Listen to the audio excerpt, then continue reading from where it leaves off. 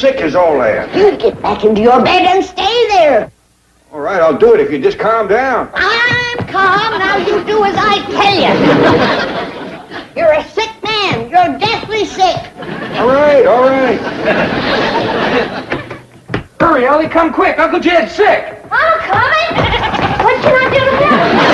You can get them varmints and them critters out of here. Don't you know your pa is sick? Yes, ma'am, Granny. But don't worry, they won't catch nothing. Get him out.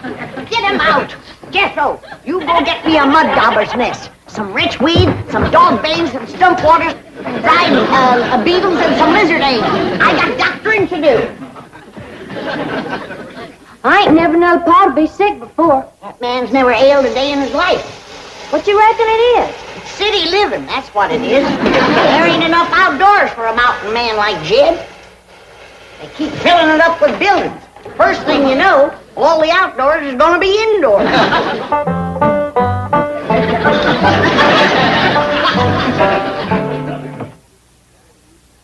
Bluey, got him, Duke. Nice big fat honker flying south. Bluey, got us another one. We gonna have goose and dumplings tonight. Pa? Just a minute, Ellie.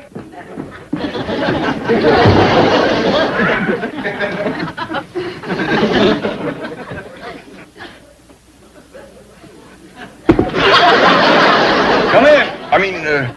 Come in. Pa? Oh, I'm terrible worried. You ain't never been sick before. Oh, don't you worry, Ellie. Ain't nobody better at doctoring than Granny. But Pa, Granny can't find the proper medicine, and you might sink away and pass before she can save you. No, Granny will pull me through. I'm scared for you, Pa. Now, Ellie, don't go to crying. Look, if you can keep a secret, I'll tell you the truth. I ain't really sick. I'm just pretending for your granny's sake. What you mean? Well, remember back home how folks was always coming over to our place to let Granny doctor them? Yeah. Remember how happy it made Granny? Yeah, especially if one of them got better. Yeah, right. Folks out here got city doctors, and they don't need Granny, and she misses it something terrible. You reckon that's why she's been so down in the mouth here lately? Of course. You should have seen her when I told her I was ailing. Why, she commenced to bouncing and jumping around, worrying about me being at death's door. I ain't seen her so happy in a year. Hold on, Jed, I'm a-coming. Hurry with my medicine, Jethro.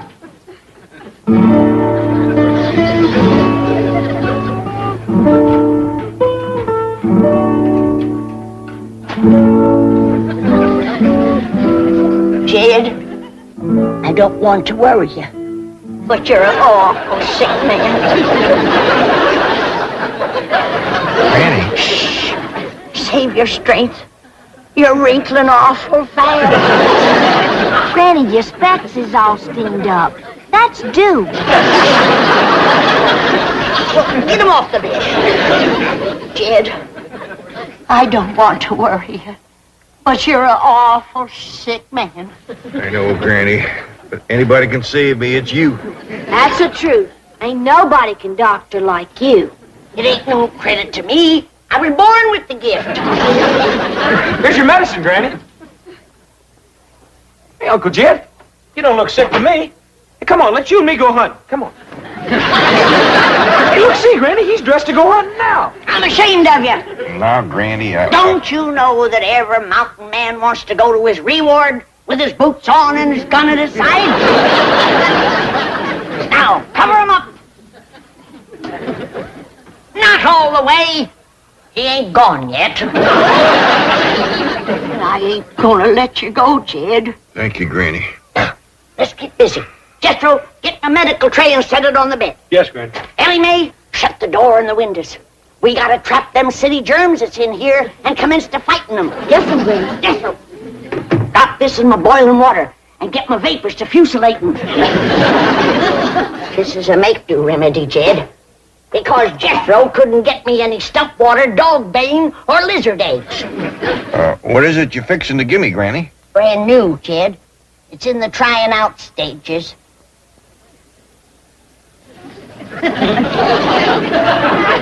Who have you tried it out on? Well, no human beings yet. Here, Ellie, light the fumigating candles.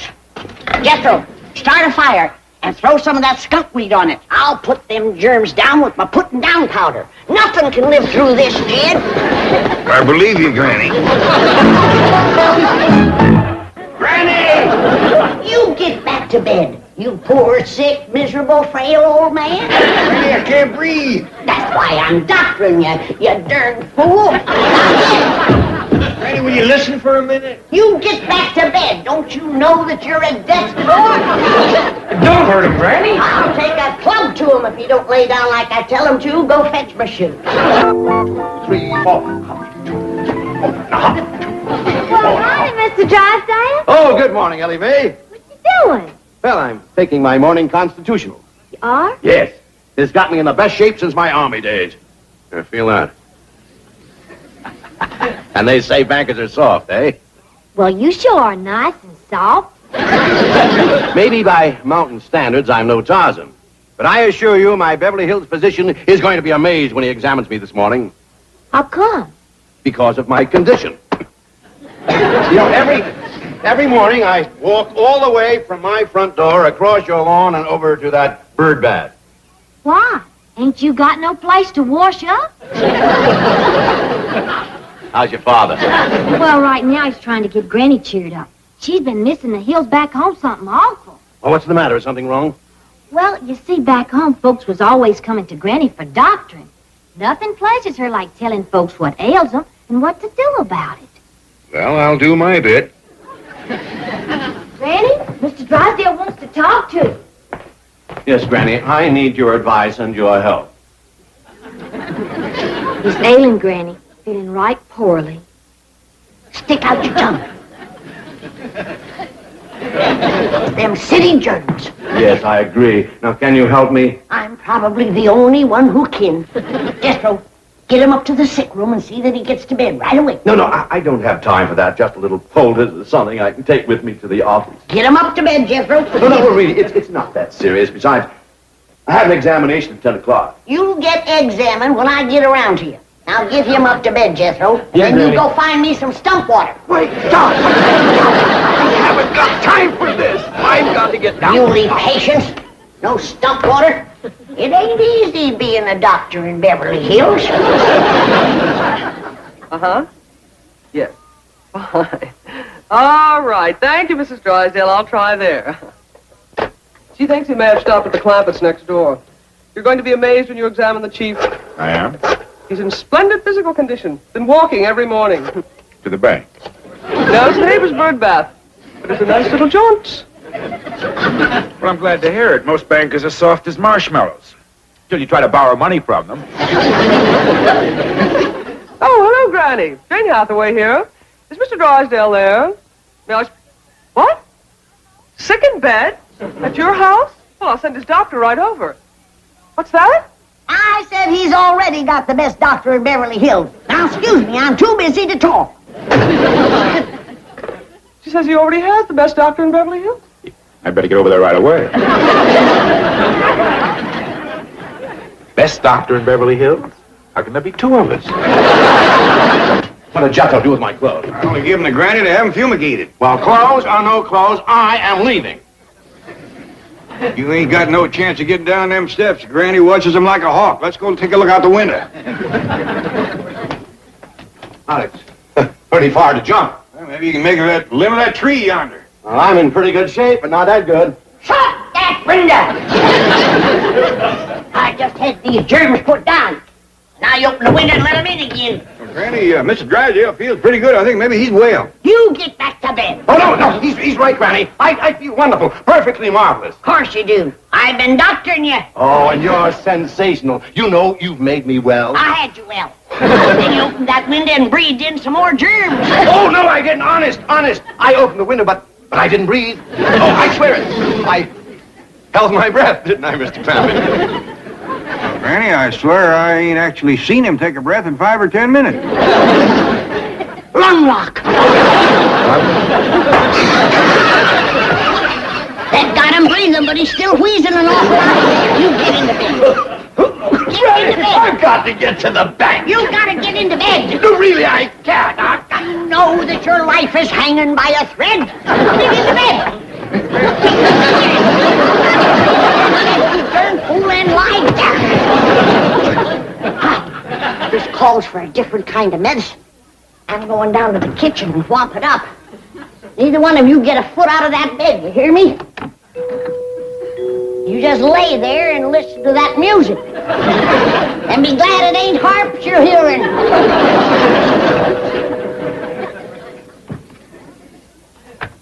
Oh, howdy there. I knowed somebody was coming the minute I heard that music. Is this the Clampett residence? Oh, yes, sir. I'd like to see the doctor that's taking care of Mr. Drysdale. Oh, yes, sir. Come right in. Hey, Granny, word's getting around. Here's another one. Howdy. How do you do?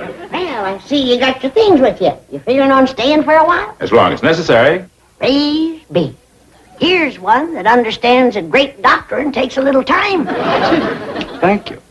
You? Now, what do you reckon the problem is? Well, I won't know until I've had a consultation and my own examination is completed.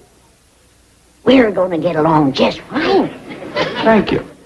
Thank you. Now, I'll be taken to the sick room. Oh, did you hear that, Jethro? Ain't he a joy? He sure is, Granny. You make doctrine a real pleasure. Thank you.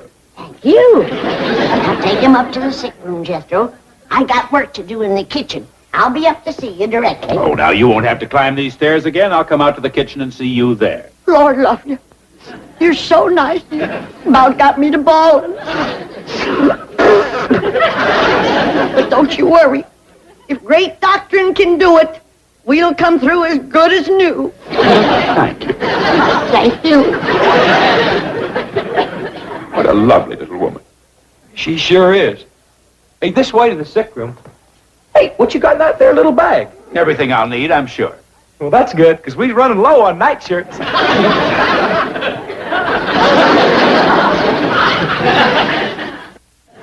Granny, you know that last patient that was so nice? Yeah?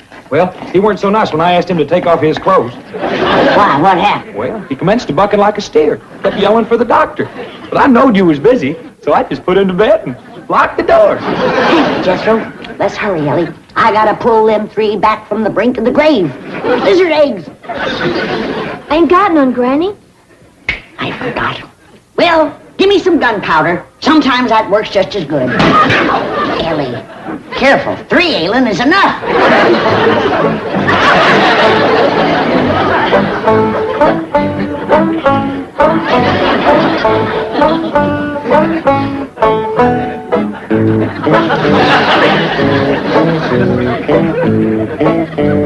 Either one of you fellers know any funny stories? Well, the good doctor there usually regales his patients with a few of the latest. How about it, Doc? All right.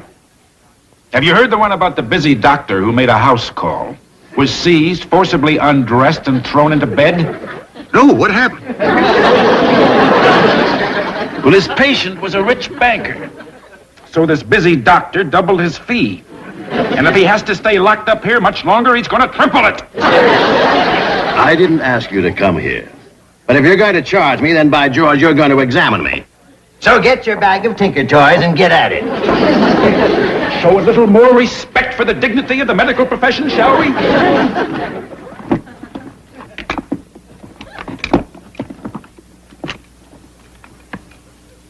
Hey, what's this, a rubber hammer? Yes.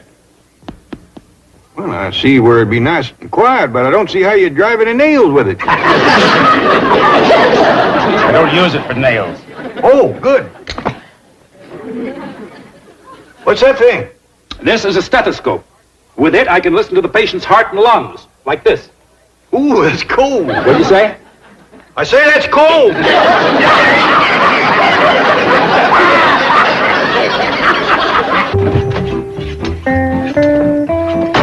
Jethro, how's Mr. Drysdale? Did the doctor treat him? Oh, yeah? But there's terrible trouble, Miss Jane. That last batch of medicine blew up and pretty near ruined the whole kitchen. Medicine blew up? Well, yeah. My granny said it was mixing the corn squeezins and the gunpowder that did it. Jethro, would you please explain what you are talking about? I haven't got time now, Miss Jane. There's 3 sick men lying upstairs in bed, and I got to get these things sharpened so's Granny can go to cutting on them. Well, yeah. Without we got no medicine, this is the only thing that'll save them. Try to be calm. Now, is Mr. Drysdale one of the men that Granny's going to cut on? Yeah, Mr. Drysdale, Uncle Jed, and the fellow that came last by the name of Clydeburn. The doctor. You'll have to wait your turn. I gotta get upstairs and commit whacking on those 3 men that I got up there. Bring my tools, sir. No, Granny, that's what you do. Now, I've had enough fighting with muley patients, more than I can take today. Now, Ellie Mae, you get her out of the way and keep her out. Sorry, Miss Jane? You come with me. I don't think Jed will put up a scrap, but them other 2 might have to be held down. Granny, please come back. I'm begging you. I'll get to you later. I've only got 2 hands. Ellie Mae, we have got to prevent Granny from operating. She ain't gonna operate, Miss Jane. She's just gonna whack off some of their hair and fingernails. Hair and fingernails. And she'll dig 3 little holes in the ground, bury it, say some magic words, and that throws a spell on their sickness. Yeah. Ah. Ah. Ah. Ah. Ah. Say, Doctor, I bet you he could talk a heap better if you took that stick out of his mouth. Lock it, Jethro. Get back in bed. You heard her. Get back in bed. Get this junk off of the bed. I got doctoring to do. Now look here. You heard her. Get that junk off of there. Those are the finest medical instruments that money can buy. Thank you. Razor sharp, too. All right, Mr. Drysdale, I'll commence on you. No, just a minute. What do you have in mind with that knife and those scissors? Well, I gotta cure you somehow. And without medicine, there's only one way left. Oh, no. Not me. Turn him, Jethro. Madam, I can get you any medicine you require simply by telephoning a pharmacy. You can? And they will deliver to your front door. Oh, that's just dandy. I'd much rather use medicine. It's a lot easier than cutting and snipping. Exactly what I keep telling my surgeon friends. Now, you'll just lead me to a telephone? Right this way.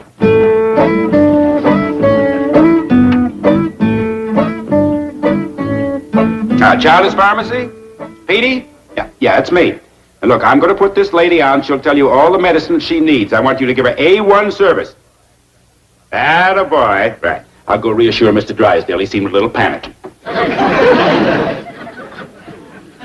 Hello? You got a pencil to mark this down with? All right. Now, I want a quart of good, raunchy stuff water. The kind that's been aged in the wood stuff. It's been sitting there from 30 to 40 days, and it's nice and green. Wait a minute. That ain't all. I want a heaping cupful of lizard eggs, a double handful of dog bane, and a couple of dozen of dried beetles. And I want a mud dauber's nest. And I mean a big one. Don't send me over one of them little 2-holders. You all right? Who wants to talk to you? Yeah, Petey? Now, look, I don't care what she ordered. You get it over here fast. No, this is no gag. Now, look, you pride yourself on having the finest supply of pharmaceutical... Hello? Hello? Yeah, well, I'll call another pharmacy. Oh, that won't do no good. You just can't buy proper medicine here in Beverly Hills. Jethro! Yeah, Granny? I'm gonna have to go to cutting and snipping on those 3 sick ones. Oh, not me. I'm getting out of here. Get him, Jethro! Ellie Mae! Yes'm, Granny. Dig me 3 deep holes out and back! Right away, Granny.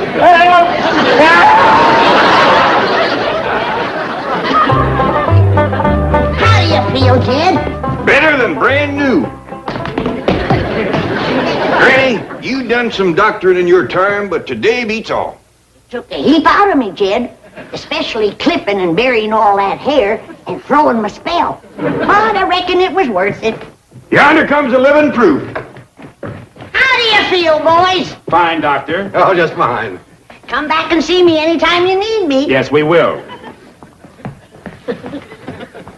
Goodbye. Bye. Bye. You did take considerable hair off them, Granny. Had to. Their nails were so short. Well, it's a small price to pay for good. Considered a doctor. But this is Beverly Hills. And you are not allowed to practice medicine here in Beverly Hills. Especially the way you practice it. Cutting off a person's hair and burying it in the ground overnight to cast a spell on his sickness. Now, Granny, this is it. No more doctoring. How's that? Very good, Chief. Very good indeed. That should stop, Granny. Fine. Now get up there and tell her. A square dance? At this hour of the morning?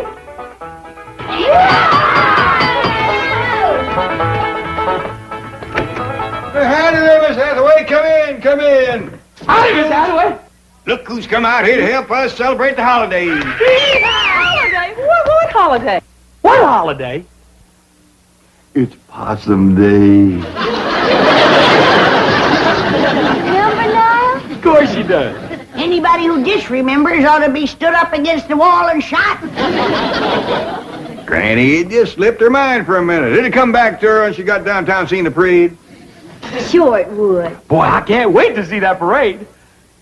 What time do they hold the Possum Day parade out here? Hey, I got a swell idea. We can watch it from Mr. Drysdale's office at the bank.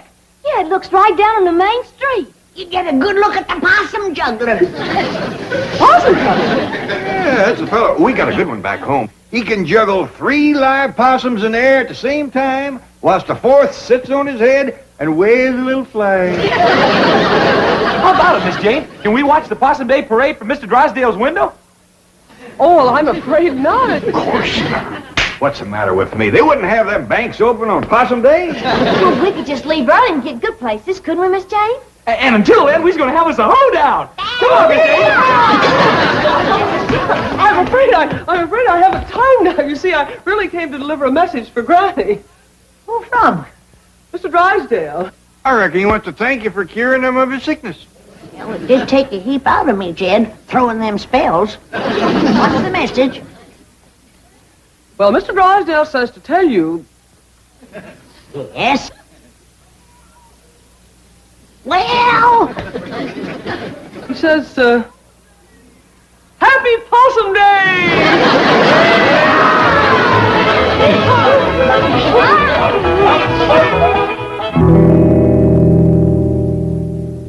Roy, will you relax? What are you complaining about? She whacked off my hair, too, didn't she? But I am a doctor. Do you have any idea what I've been going through this morning? The lawnmower? Now remember your Hippocratic oath? I have a few oaths for you that Hippocrates never even heard of. If word gets out that my hair was snipped off, buried by a little hillbilly witch doctor to cast a spell on my sickness, do you think I'd have one patient left? Yes, I see what you mean. They'll all be going to her. Drysdale, I am going to the state medical board, and when they get through with that little woman, she won't be able to prescribe an aspirin for her own headache. Oh, Roy, will you relax? I've already taken care of that. You have? My exact words you heard this morning, this very morning, I said, Granny, this is it. No more doctoring. And what did she say? Well, I won't know till my secretary gets back. You sent your secretary to tell her that? Well, she's much more persuasive than I am. She knows how to handle them. So do I. Roy! Dr. Clyburn to you. Doctor, I appeal to you as a poor, helpless patient. You don't even appeal to me as a rich, helpless patient. If you make trouble for the Clampetts, I'll be facing major surgery. What major surgery? The removal of $35 million from my bank. Without an anesthetic. Ah, here she is. Tell the doctor you gave Granny my message. No more doctoring, and she agreed. Well, you heard her. Now get back to your office and forget the whole thing. I want to hear exactly what you said to Granny, and what Granny said to you. Well, upon my arrival at the Clampett mansion, imagine my surprise to find them arrayed in their Sunday finery and having a square dance. Look who's here to help us celebrate the holiday, exclaimed Mr. Clampett, happily. What holiday? I inquired. innocently. Possum Day, he replied earnestly. Well, you... Never mind the Tom Swift dialogue.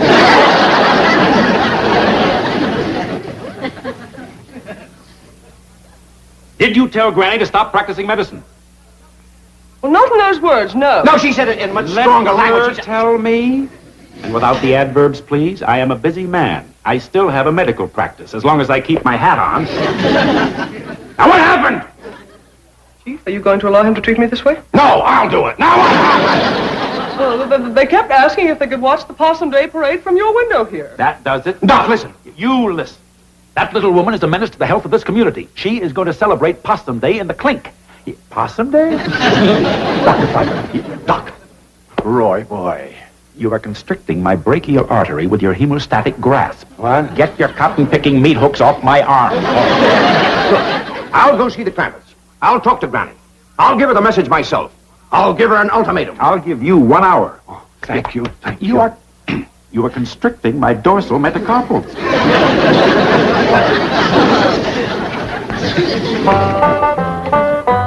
What all you got in here, Granny? Oh, just a few victuals to nibble at the parade. Any baked possum? Of course not. Don't you listen to him, Wendell. Pedro, you know it's getting low to eat possum on Possum Day. Oh, I was only spoofing, Uncle Jed. You know, maybe we don't need this little ladder at all. Find a good place to park the truck and we could watch the whole parade right from the truck. I got a dandy place to park. Whereabouts, Jethro? Right smack dab in front of Mr. Drysdale's bank. Sure that's all right? Well, sure, Uncle Jed. A policeman, he gave me a ticket and said it was for parking there. Doggy, that was mighty friendly of you. I hope you thanked him properly. Sure did, Granny. Why, he said he was just giving me a $5 ticket this time, but next time he's going to give me a $10 ticket. Always remember that, Jethro. Folks appreciate politeness, especially in a young'un. Well, I reckon that's everything. Come on, let's get going. Oh, I'm so excited. This is the first time we ever watched a Possum Day parade in Beverly Hills. Yeah, I reckon they do it up proper out here. Oh, hey, Uncle Jed, shouldn't we bring along old Duke? I don't reckon that'd be such a good idea. What do you think, Granny? I don't think so. The way he's been eyeing old Wendell here.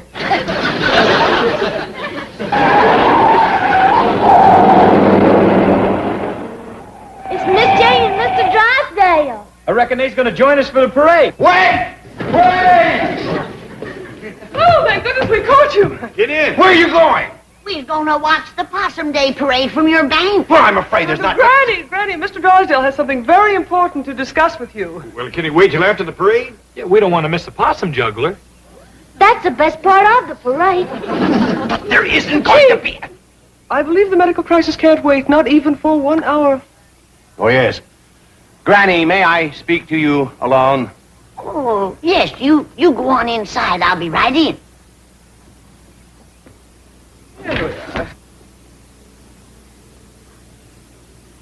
It's Doctor, and he wants to talk to me about Edith. That's right, Granny. No wonder he didn't want to talk out here. We ain't gonna be late for the parade, are we? No, Ellie. But the morning's going fast. In all the history of Beverly Hills, there has never been a Possum Day parade in the morning. That's the trouble. Granny, I don't know exactly how to say this. I hope you won't be upset. Now, when you've been a doctor as long as I have, there's nothing you haven't heard. Say, that does look a little raggedy, doesn't it? You better come on out and let me whip you up a poultice for your head. No, please. No more medicine, especially not today. Mr. Drysdale, a doctor's duty never stops, even on Possum Day. Granny, that's what I'm here to talk to you about. You see, cutting off a person's hair and burying it in the ground to cast a spell is not the approved method of practicing medicine here in Beverly Hills. I don't like it myself, but not having the proper medicine, I had to make do with old-timey ways. But I got enough for a poultice for you. No, Granny, I'm sorry. You'd like to have your hair back, wouldn't you? Well, not after it's been in the ground overnight, no. I mean to grow back. Oh, it will. It'll probably take a month or so. Not if I make you one of my hair-growing poultices. Granny, that's what I'm trying to tell you. You cannot do that anymore. Not out here. I can't, huh? Jed! Come in here! Oh, please, don't go back home. Don't leave Beverly Hills. We'll work out something. Yeah, Granny? Remember I whacked off Jed's hair clear across the back there? Yes? Show him what my hair-growing polders did for you, Jed.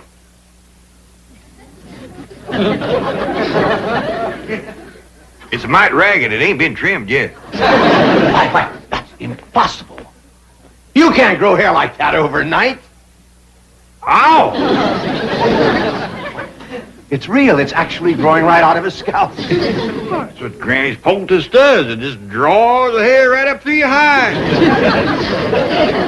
Kept yours on a mite too long, didn't you, Jed? I hadn't ought to slept in it. Mayor, Your Honor, it doesn't have to be a big parade. No, just a high school band, a few horses, a few banners. My secretary's looking for a possum juggler. He's a possum juggler. Yeah, he juggles 3 live possums the same as... Hello? Oh, Dr. Clyburn, what a pleasant surprise. What's that? Oh, muscle spasm. That's what I meant by pleasant surprise. I was afraid I'd have to hobble all the way to your office. Don't do that. It might get worse. Here, let me see your foot. Oh. Don't do that. Oh, but Dr. Clampett, I assure you, Mr. Drysdale is not in.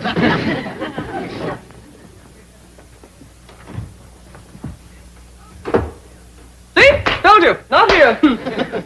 I wish I could stay out of my office. Have you any idea how it destroys the confidence of a patient to be examined by a doctor who keeps his hat on? The patient gets the feeling things aren't going well. The doctor's ready to skip out of town. Well, Dr. Clyburn, everyone knows you're the finest doctor in Beverly Hills. Now, don't try flattery on me. Now, what about Granny? Oh, that wasn't I flattery. didn't say it was. I just said don't try it. Now, what about Granny? Did Milburn speak to her?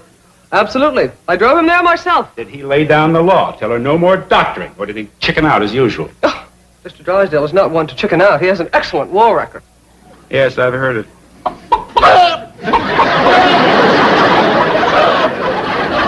I resent that, Clyburn. I'll have you know I was decorated. Yes, and I see you're still wearing it. What is that? What? Oh, this. Well, my head was cold. I presume that's why you were hiding under the desk? As a matter of fact, it is. Now I'm busy. Get going. What about Granny? I took care of Granny. I want the truth. What shall I do? Swear in my honor as a banker? No, I want the truth. You don't have to worry about Granny. Now go back to your own office. I'm busy. Well, I am running late. But if I hear as much as one rumor about Granny... Oh, howdy there. Hey, thanks both here, Granny. Ain't this a stroke of luck? First we find the bank open so we can watch the parade from the window, and now here's Mr. Clyburn. I'm going to send your hair-growing poultice over by Miss Jane. Hair-growing poultice? Say, yours is coming along just fine. I made yours a mite looser because I didn't know just when you were going to use it. So you're still making medicine? I'm a doctor, ain't I? Better run along, Roy. Your patients are waiting. Oh, no. Oh, no. Oh, no. This is much more important. You heard him. Poultice him, Jethro. Yeah, Granny. Please, wait. No. Better fetch a towel or that man's gonna have an awful hairy forehead.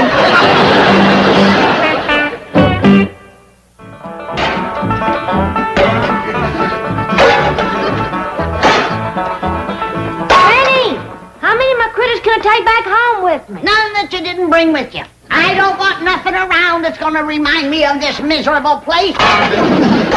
Well, how about my skunk? He won't take up no room. Leave him here. Well, he might get kind of lonesome. They ain't got many skunks in Beverly Hills. There's plenty of the two-legged kind. Like that ungrateful, good-for-nothing Clyburn feller. Say, Granny, It's coming on for nightfall. What you say we all get a good night's sleep and we start out for home first thing in the morning? I ain't spending one more night in this Beverly Hills, and that's that. I'm going back home, where folks appreciate you doctoring them back to health and POTUS hair on their heads. That Clyburn fellow was plumb ungrateful, was he? Downright nasty. Why, he's claiming that he wasn't even sick when he came here yesterday.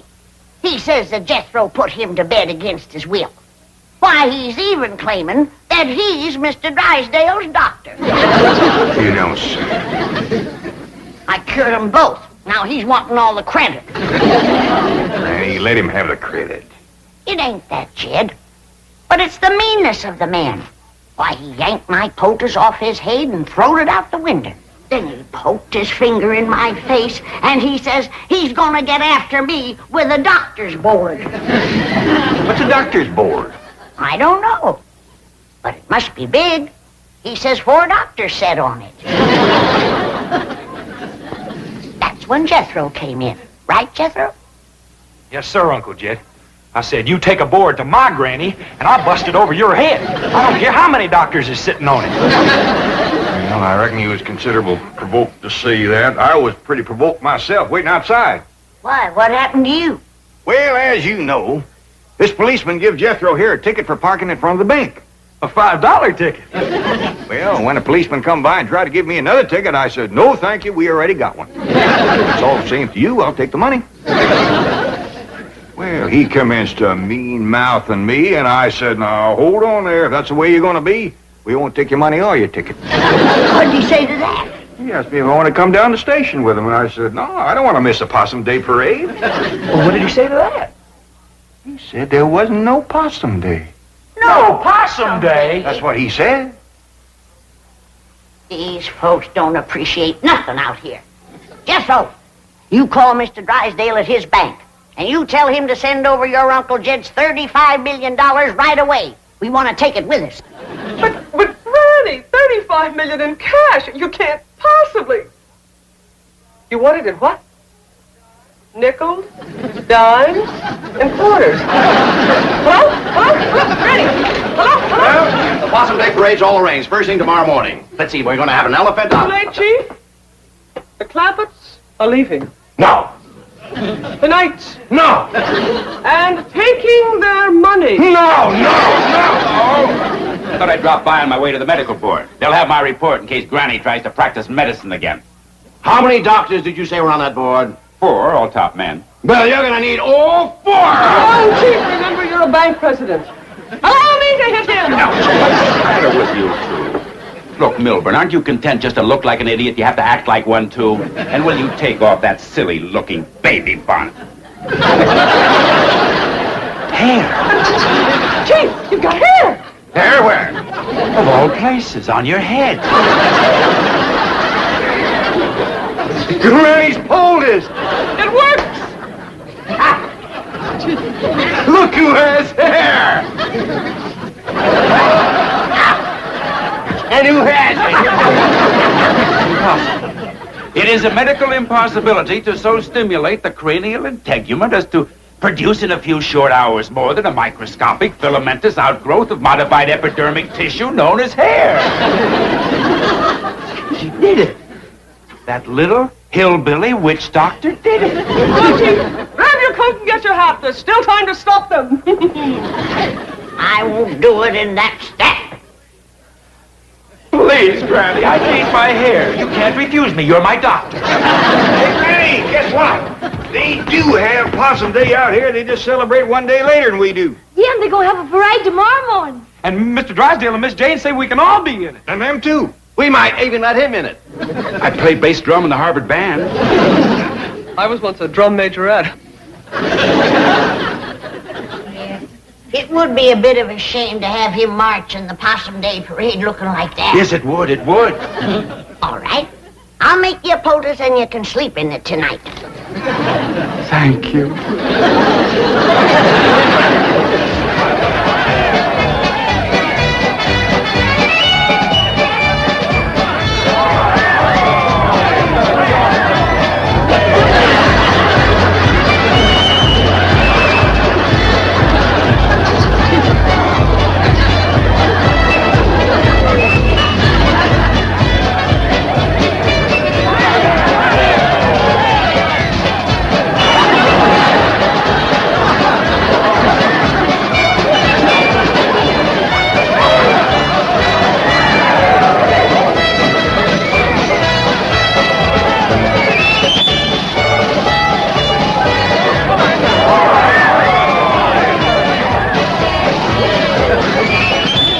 Dandy parade, ain't it, Granny? All except the possum juggler, sorriest I ever seen.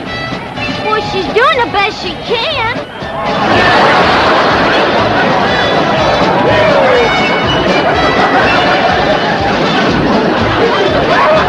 I bet you my next possum day she'll be good enough to lead the parade.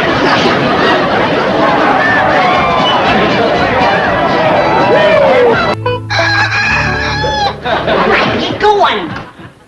Hey, it ain't even daybreak yet.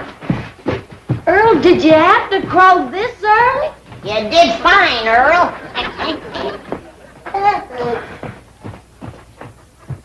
The early bird catches the worm.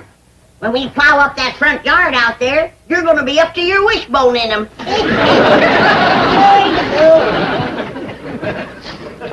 You'll start plowing the first light of daybreak.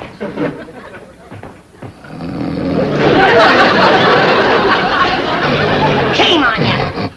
City living has made you soft and lazy. Now get to your feet before the whole morning is wasted. It's already past 4 o'clock. 4 o'clock's powerful early.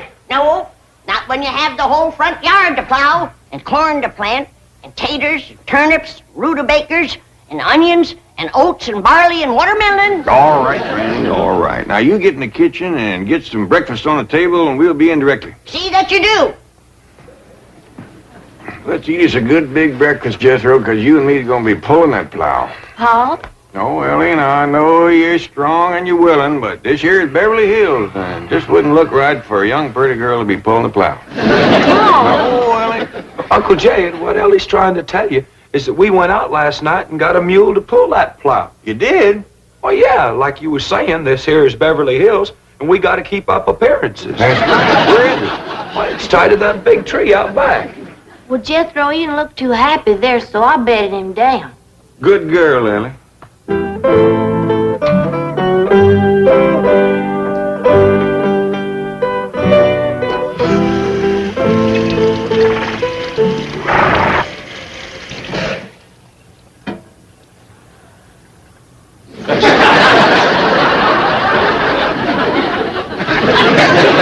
I didn't see no mule laying on the floor. Couldn't have seen a mule laying on the floor. There ain't no mule to see.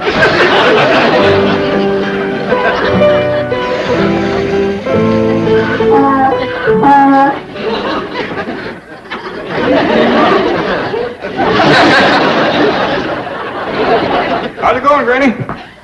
Oh, just fine, just fine. Ted, did you notice anything unusual about the kitchen this morning?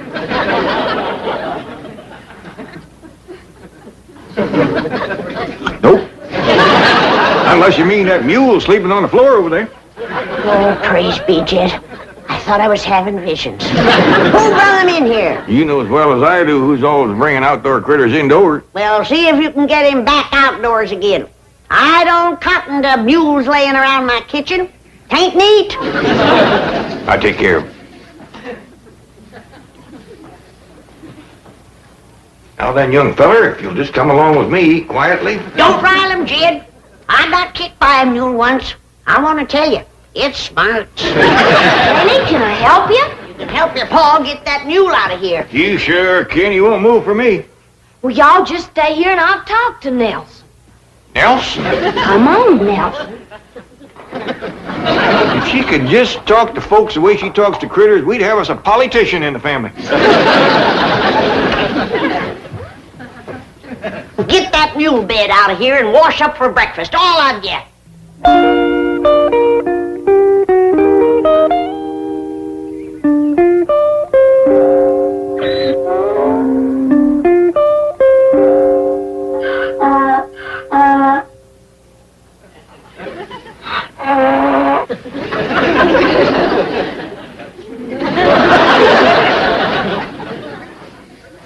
Looks like a good, strong mule, Jethro. I hope he's broke the plow harness. He's taking to it real good, Uncle Jed. I bet you we can plow up that whole front yard before noon. They wouldn't. They might. Well, come on, let's get around front with the plow. They are. Haul, you haul, haul, yeah. Mr. Clampett! Mr. Clampett, wait! Wait!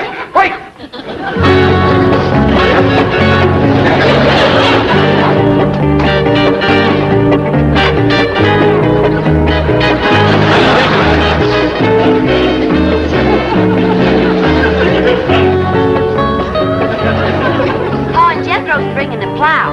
Want me to stick the rest of these in the ground for you? Yes, Ellie. This being the dark of the moon, we'll plant the things that grow underground first.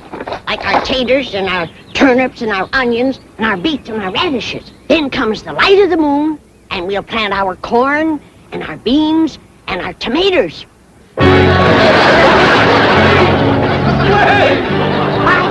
I spoke too fast. He ain't only willing, he's anxious.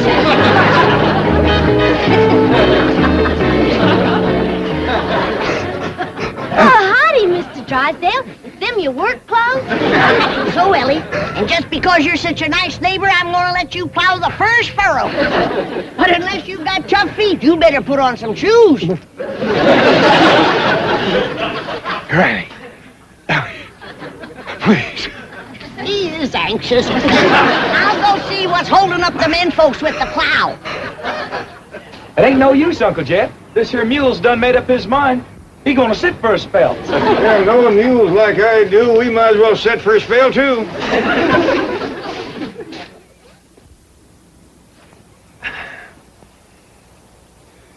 You know something, Uncle Jed? He's smarter than us. This sitting beats plowing any old day. No wonder we ain't getting any work done. I ought to take a switch to the three of you, sitting back here hiding and loafing. He's the one that's loafing. Ain't a thing we can do till he gets his fill. I'll see about that. Here, Jethro. Mr. Mule, what did Ellie call this thing? Nelson. Mr. Nelson? Nelson? Now, you get up off of your big fat tailgate and commence to pulling that plow, you hear? It's gonna be a real battle of wills. I'm betting on the mule. I ain't so sure. If there's anything muleier than a mule, it's Granny. Granny?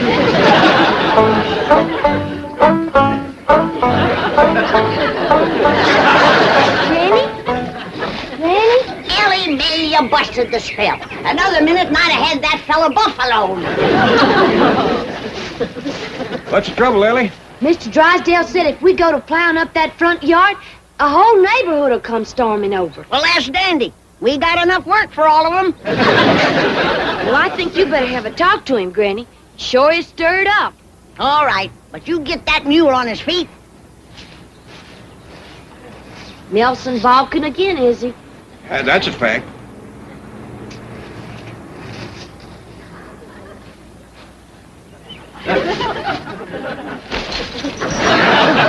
Hey, Ellie, what'd you say to that there mule? You wouldn't understand, Jethro. It's mule talk. I bet your Granny'd understand it.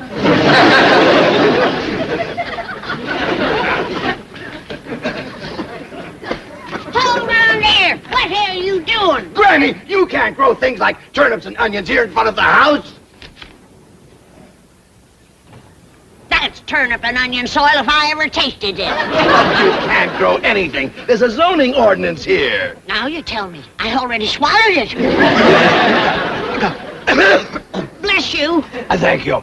Granny, you don't Bless you again. You better get some shoes on your feet. Hi, Mr. Drysdale. Hey, Ellie got the mule up, Granny, and Uncle Jed will be here with the plow directly. Bless you. Oh, I've got to get home and get some clothes on or I'll catch pneumonia. Promise me you won't do anything until I get back. I've waited as long as I'm going to wait. Jethro, you take him in the house and put some shoes on him and some dry clothes. Okay, Granny. Come on, Mr. Drysdale. No, no! Hey, you better never say no to Granny unless your hide wants standing.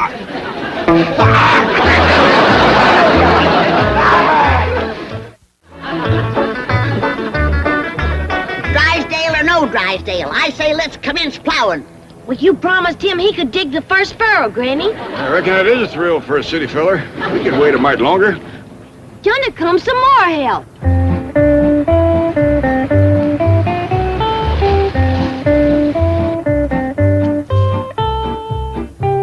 What in the name of Secretary Freeman are you doing? We're fixing to plow and plant. What does it look like we're doing? That's what it looks like you're doing. Oh, thank goodness I got here in time. You city folks are willing, but you sure don't know how to dress for plowing. Does Mr. Drysdale know about this? Oh, yeah, we was waiting for him to plow the first furrow. And we ain't gonna wait much longer. Granny, yonder he comes. Don't start yet! Don't start! Don't start yet! Don't start!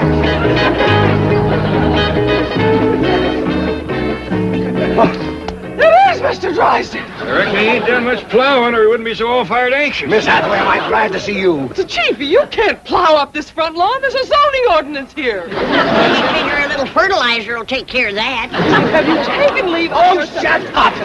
I have no intention of plowing up this lawn, nor of allowing the Clampetts to do it. What did you say? Now, Granny, Mr. Clampett, let's all go into the kitchen, sit down, have a nice cup of coffee, and talk things over, eh? That's a city farmer for you. He ain't turned one spoonful of dirt, and already he's tired. Mr. Clampett, as your friend and neighbor, I beg you, I implore you, let me explain the whole thing. Well, while you two are jawing, I'll be plowing. Ellie Mae, pull up them markers. I'm going to start to work.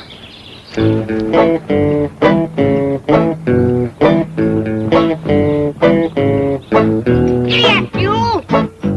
Ha! Let's go!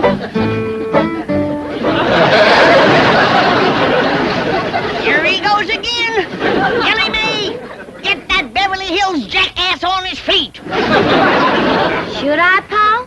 Well, Mr. Drysdale seems right in earnest. Reckon a little confab first won't hurt nothing. Granny, may I give you a lift to the door? Yeah, take them. These the lazy ones. Well, now, as I was saying, that piece of ground out front is the best on the whole place for gardening. It's nice and level, it's got no stumps or brush to clear, it's handy to the house, and it's handy to the street. So as Granny can set up a little stand and sell some of the stuff she growed. Well, I reckon Mr. Drysdale got up a mite too early for a city fella. Ellie Mae, give him some more coffee. Mr. Clampett, your neighbors in this lovely and exclusive section would never accept such action. They would originate petitions, they would bring legal proceedings, they would take every means to protest vigorously and vociferously. You mean to get him riled? Exactly. Well, now, we sure don't want to do nothing to rile the neighbors, but Granny's powerful set on plowing and planting that piece of land out front. Mr. Clampett, I will explain to Granny that in addition to the aesthetic depreciation and the local hostility that would obtain, the net results in volume of produce weighted against value per acre would make the entire venture economically unfeasible.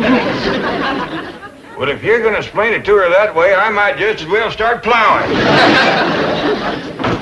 You gonna tell Ellie to get that mule up, or am I gonna have to start turning that ground by hand? Granny, just bank your fire for a minute. Ain't you done jawing yet? No, not quite. What time is it? Almost straight up for 9 a.m. Hear that, Jed? We've done wasted the whole day. Hey, pour your Granny a cup of coffee. You want to do your granny a favor? You get that four-legged friend of yours to pull in the plow, like he was paid his bucket of oats to do. Granny, a dashing without Pa tells me it's all right to do. Are you gonna tell her? Not right this minute. Now, sit down. Setting is for hens, not for farmers. Now, I'm going out there and look that mule in the eye till he does my will. And I want to warn you, Jed Clampett, you're going to own a mule with a powerful headache and a broke spirit. I hope your field trip idea works. That little woman out there is harder to convince than a bank examiner. Don't worry, Chief. I shall carry the message to Garcia, or in this case, to Granny. Well, I'll change clothes and get down to the bank. Lots of luck. Now then, shall we put Granny in the front seat with me? Well, I kind of favor the back seat twixt Jethro and me. I figure maybe we got the best chance of holding her in the car. Yeah, because Granny ain't going to take this sitting still. That's a fact. Well, I got her hat and a reticule. Granny won't go no place without she totes a reticule. How far is it to the place we's going, Miss Jane? Oh, it's about an hour's drive from here. That's going to take considerable holding. It sure is, because right out there is two of the stubbornest critters that ever faced off.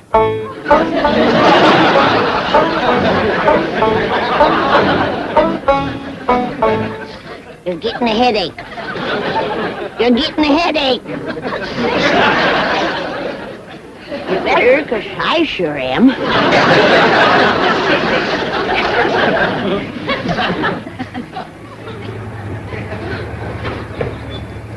Come on, Granny, we's all going for a ride. Well, if that don't take the roof off in the barn, loafing isn't bad enough. Now it's joyriding on plowing day. It ain't exactly joyriding, Granny. We got something to show you. Indeed we have, Granny. This will be a ride you'll never forget. That's for sure, 'cause there ain't gonna be no ride to remember. The pleasure is considerable if you come, Granny. Miss Jean's gonna show us all about gardening and crop raising. That'll be the day when a city woman can show me. Pedro, I reckon in order to save time and palaver, you'd best fetch Granny along. Granny, you know I got to do whatever Uncle Jed says.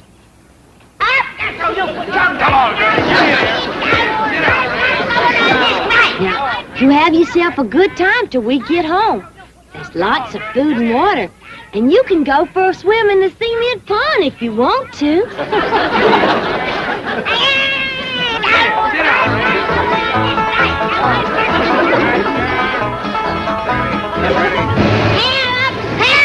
I'm being kidnapped! I'm all kidnapped!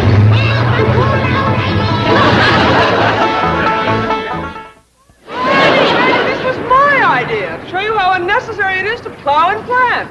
Look out there. These people make farming their life's work. By their efficiency and modern methods, they raise better crops and more of them than you and I could ever hope to. Speak for yourself, city woman. Now, there ain't nobody so wise that they can't learn something new. Well, don't expect me to learn them. Look at them, planting corn at the dark of the moontime. I'd like to see their faces when nothing comes up. Granny, the modern farmer is so efficient that each one feeds 28 people. Now, you hear that, Granny? You don't want to put men out of work with families that big.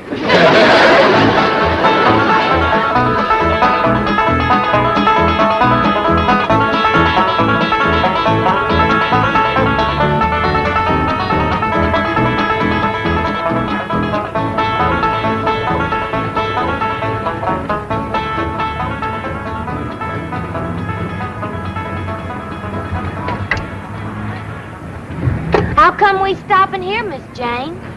We's only a half a mile from home. We got plowing to do. Granny, ain't you convinced yet? Precisely why I stopped here, Mr. Clampett. I have something else to show Granny, and I think you'll find it very rewarding. What's that mean? I think it may. You're gonna get a reward. In that case, get out of my way.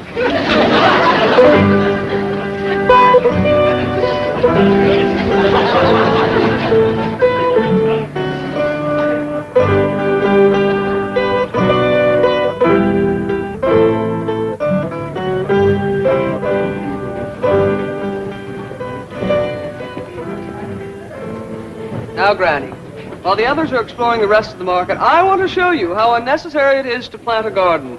Look, could you grow a watermelon like that? That's a watermelon. Yes. Back home, that'd be a cucumber. Serious. But I must admit, that's the biggest cocklebur I ever did see. Granny. I'd sure hate to comb a mess of them out of a mule's tail. Granny, this is a pineapple all the way from Hawaii. In fact, there are fruits and vegetables here from all over the world. Come on. Ah. You know what this is? It looks like a hairy hickory nut. It's looking back at me. This is a coconut from the Philippine Islands. And over here are bananas from Central America. And here are nuts from South America. Well, that's one thing they don't have to bring to California. Nuts. Granny, you just won't take me seriously, will you? Well, everything's so mixed up out here. It's got me discombobulated. Now, everybody knows that you plant turnips on July the 25th. But out here, you can't tell the difference twixt July and October. Well, why bother to plant them all when the best in the world are here at your fingertips? Look at these turnips. Well, now you got me beat. I once growed a double turnip, but I never pulled 4 out of one hole.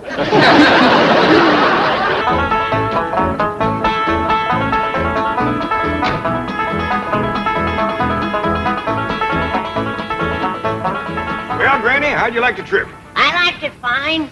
Wasn't that supermarket an eye-opener? Best riddle store I ever did see. Wonderful. Now let's get busy and start plowing. Granny, I thought you done give up the idea of growing your own victuals. I did, till I went through that thing they call the checkout stand where you pay for what you got. Well, I went through one of them. I thought it was pretty fair. Well, by dingies, when I can't buy a sack of victuals for $5,000, then I'm going to start growing my own. $5,000. Cold cash.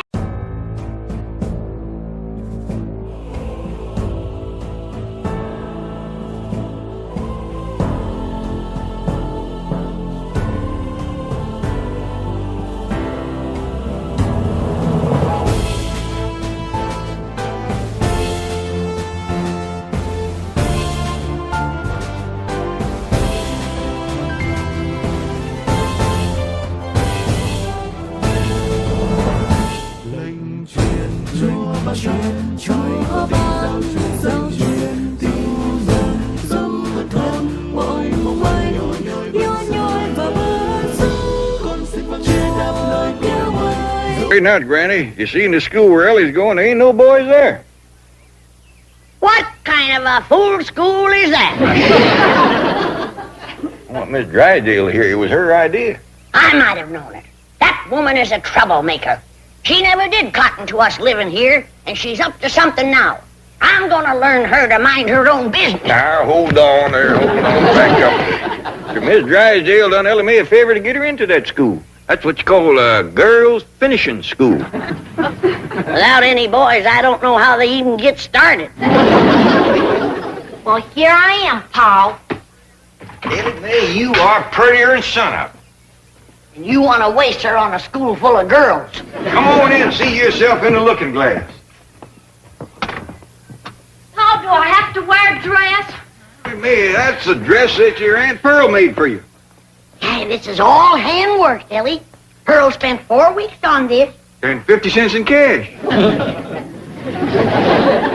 Ellie Mae, you just be thankful.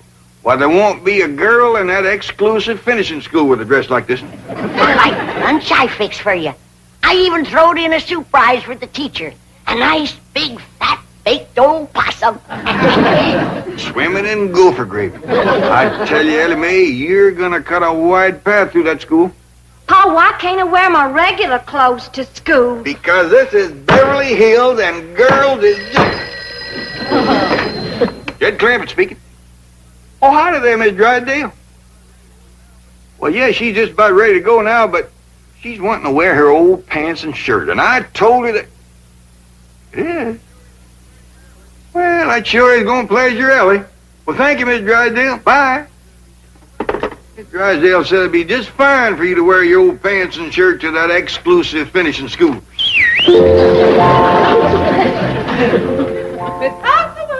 Oh, wait a minute, Chief. Your wife is here. Yes, I know you want to... Hello? Hello, hello?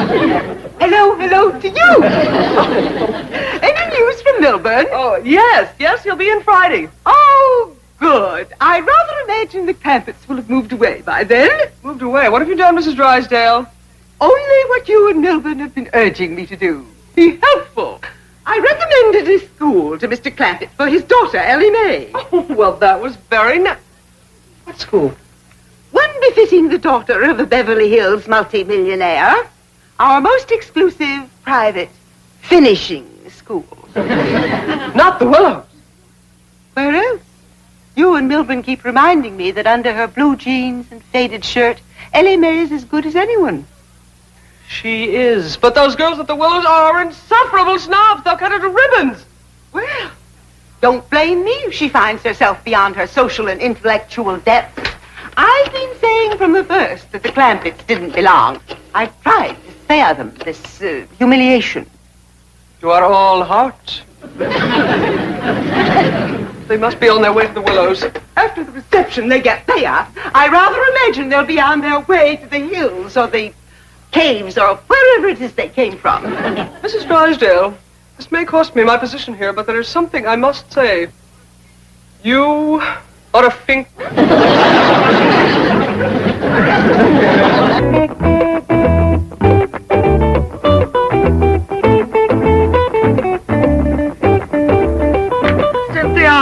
Hill do not approve of your attending school in such casual attire. None of the other girls are wearing slacks and sweatshirts. Oh, Mama, relax. The other girls look to me to set the pace. Tomorrow, everyone will be wearing mink sweatshirts.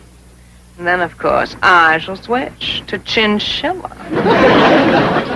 Do you want Mother to go in and help you enroll, dear? Oh, no, darling. I'm taking the same subjects as last year. Golf, fencing, tennis, riding, history, and water skiing. Do try to stick with it this time, Cynthia. You're becoming a finishing school dropout.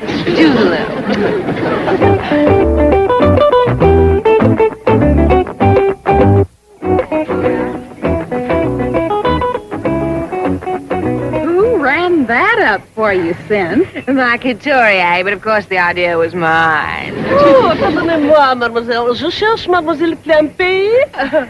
Oh, well, I'm afraid my French is a little rusty. I am from Couture, the famous Parisian fashion magazine. Well, this is my own concept.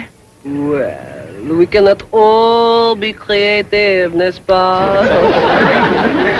But getting back to Mademoiselle Clampett, we understand she is enrolling here today, and naturally, she will set a new style plan just as she always does. Clampett? Oh, yes, they has just moved here from their mountain chateau. They're ghastly rich, swimming in oil. Complete non-conformists, fiercely original.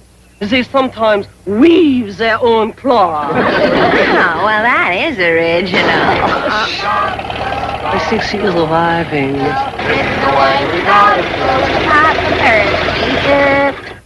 In that old trunk? That must be part of the overall motif. She spares no expense to create total effect. Well, there you are, Ellie. You want us to go in with you to see you get a good desk? I'll be all right, Pop. I see Miss Jane up yonder by the porch. I bet you Miss Drysdale sent her over to see Ellie feels at home. She's just wearing blue jeans and a shirt and a rope for a belt. How basic, how understated, how zen. She looks like a hillbilly. Voila! You have given this new vogue a name. It will sweep Paris like wildfire. Run and get my sketch pad. Here's your possum, Ellie. And remember, when you give it to the teacher, don't slop no hot gopher gravy on her. I won't, Granny. Bye-bye, Ellie. Bye, Ellie. Bye, Ellie. Bye. Learn your cipher, and Ellie, and be a good girl. Bye. Cynthia, she's carrying a bucket. Yes. It's the ultimate simplicity in purses. Next week, Jackie Kennedy will have one. Here she comes now. I do hope she will remember me. It would be such a thrill. Well, hi there, Miss Jane. Sure is good to see you here. She remembers me. Mademoiselle Clampett. C'est si ravissant. C'est un si grand honneur. Gosh, almighty, I can't figure a word you're saying. That's what I call total effect. She has even mastered the accent. S'il vous plaît? Vous êtes formidable. Howdy there, Miss Jane. Ellie Mae, you didn't spend no time at all at school. Well, I know, Pa. I met just one girl, and then Miss Jane said we'd ought to leave. Well, I thought it best. Ellie Mae, you didn't give the teacher her possum. Well, Miss Jane wouldn't let me. What? Oh, well, you see, Granny, there are a dozen teachers, and I was afraid they'd fight over it. Well, she's right. One possum wouldn't hardly feed no more than two people. That's right. I'll get busy, and tomorrow I'll bake you 6 possums. Miss Jane said I hadn't ought to go back tomorrow. Why not? Well, You mean Ellie Mae ain't good enough for them other girls? Oh, it's not that. Let's have the truth now. Well, if you want the truth, they are not good enough for her. Ellie Mae, don't you listen to that kind of talk. Miss Jane, we don't hold with some folks thinking they's better than others. Mr. Clampett, not everyone feels that way. Anyone can get a spiteful spell now and then. Yeah, now you take Miss Drysdale. For a time there, she was treating us like we was polecats at a picnic. Yesterday, she turned real nice, and she She told me about that school for Ellie to go to. See, this is going to take time, and I must get back to the office now. Don't let Ellie Mae have anything more to do with those girls at the Willows. I declare, I never thought Miss Jane would put on airs. Me neither. Ellie Mae, I hope them girls over to the school didn't get the feeling that you held yourself above them. I hope not too, Pa. Why don't you invite the whole kit and caboodle of them over here for a possum supper? Granny, I just met one girl, Cynthia Fenwick. Well, invite Cynthia and her whole family. I'll do it, Pa.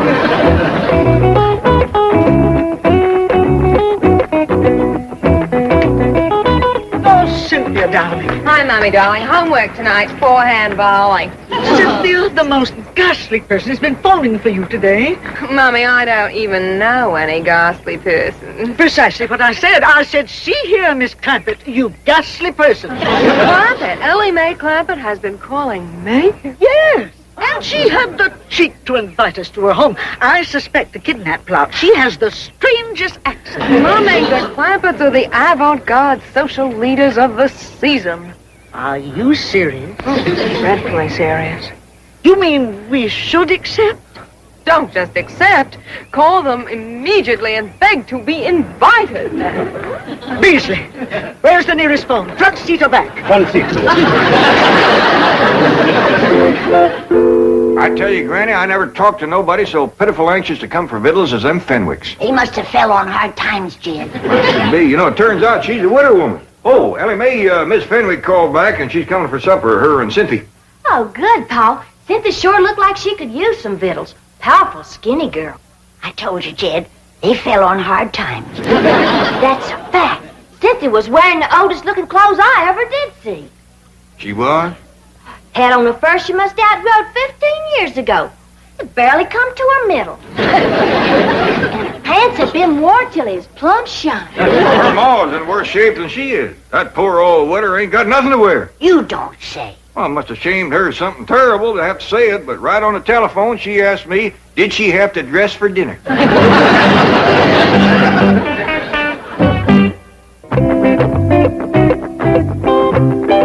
Cynthia, I have always tried to indulge your every whim.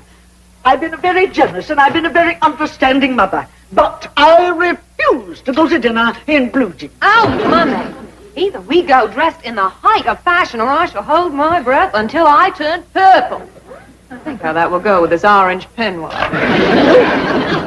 But dear, they're not showing blue jeans, not in Vogue, not in Harper's, and every couturier we've called has hung up on us. Now, how can they be fashionable? Because Ellie Mae Clampett has decreed it. Think of it, Mommy. We can wear them before Princess Grace and Jackie Kennedy. Ooh. Are they going to be in the Clampetts dinner? No, Mommy. Neither will we unless I can find some blue jeans. I best call Ellie Mae and explain why we're running late. Why, sure, Cynthia. You and your ma just take your time. That's all right. Bye. Paul, you sure was right about them folks being hard up. They's gonna be late because they can't find clothes to wear. Ellie Mae, you're thinking about the same thing I am. Take 'em some of mine. I'd have done in a way that don't rob them of their pride. Jethro, I want you to drive Ellie Mae. She's going over to Fenwick's to take him some clothes. Oh, yes, sir. Oh, they can have some of mine, too. Mine, too. That's the spirit. Come on, Jethro.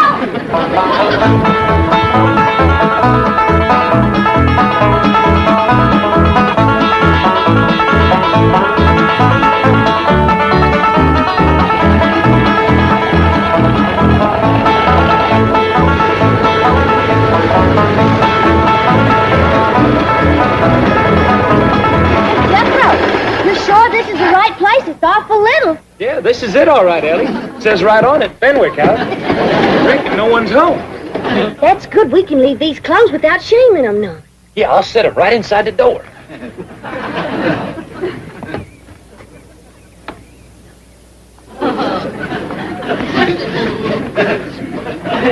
Look at Ellie. Just one teensy little room. Ain't no stick of furniture in it. Hey, and look. He's trying to grow a little garden right here in this box. No wonder poor Cynthia's so thin. There ain't enough in there to feed a baby rabbit. It would have broke your heart to see where they live.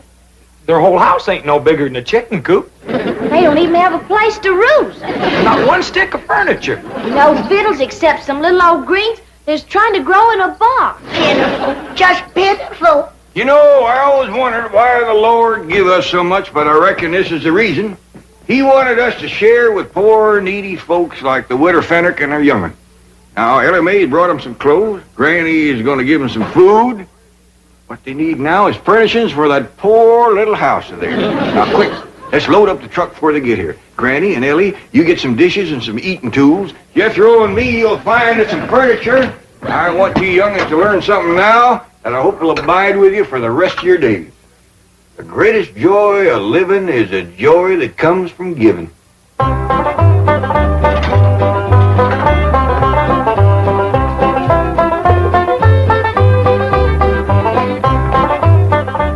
It worked. They're moving. The Clampetts are actually moving. Sure you only got room for one bed, Jethro? Just barely. Reckon it'll be big enough for the both of them? Well, I hear from Ellie. That Cynthia Fenwick is so skinny you couldn't hit her with a handful of corn. Mr. Clampett! I thought I saw you moving things out. I hope you're not angry over Ellie Mae's experience at the Willows, but apparently it did open your eyes. It sure did. We didn't know there was people like the Fenwicks in Beverly Hills. The Fenwicks? Did Ellie Mae meet Cynthia Fenwick? Yes, ma'am. That's how come we's loading all this stuff up on it. Jethro. No use robbing folks of their pride. He's right, Jethro. The less said, the better. Just load up and go. We's hurrying quick as we can. Let me help. Yeah, that's mighty neighborly of you. I'll go see how Granny and Ellie's getting along in the kitchen.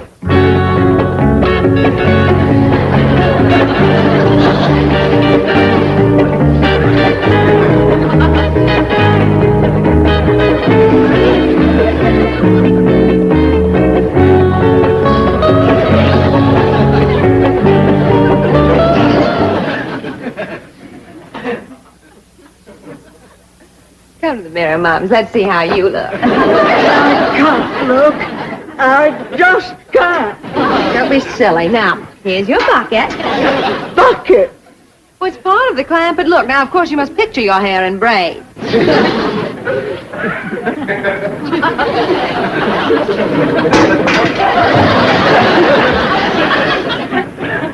Really? Jason, come quickly. Bring some cold champagne to pour over Mummy. It doesn't matter. Any vintage year will do.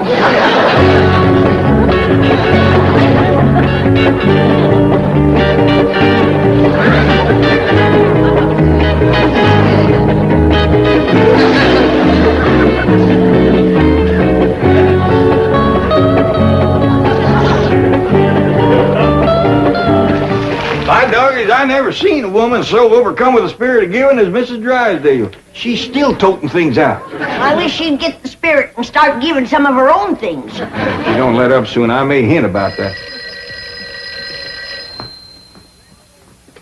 Jed Clampett speaking. Oh, howdy there, Miss Cynthia. Y'all coming over today? Well, I'm afraid Mummy's not well. Might we have a rain check? Why, you betcha you can. Just a minute. Granny, is it going to rain tonight? All the signs point to it. Granny says yes. You'd best keep your maw inside and in the dry tonight. Yes. Well, I shall. How about tomorrow? Just a minute. How about tomorrow, Granny? Fair and sunny.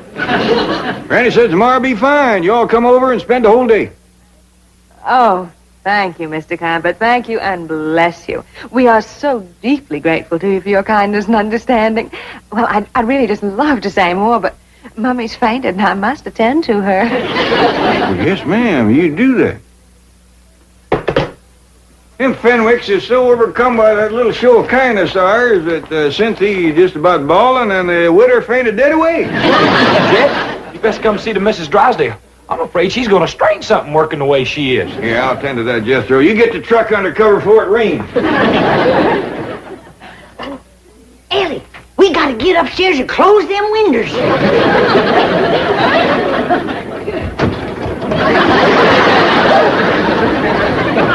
Whoa, Miss Drysdale, hold on there, hold on. Tomorrow's another day. You will continue moving tomorrow, you promise? You spend the whole day just making the Fenwicks happy. And me. I'll come here early to help. Well, why don't you just rest up tomorrow? You must be all tuckered out. No. I shall be here early. Never did see such a change of heart come over a woman. Jed! Well, Granny, let's have victuals early so we can all get to sleep early. Tomorrow's a big day. Ain't none of us gonna get the... Family confab.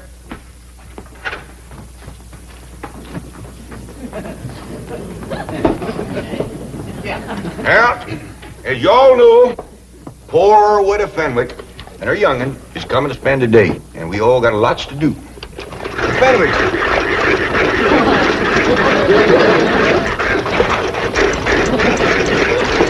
Hold it. We'll start doing right away. I'd like to say a few words first. Now, let's commence with the victuals.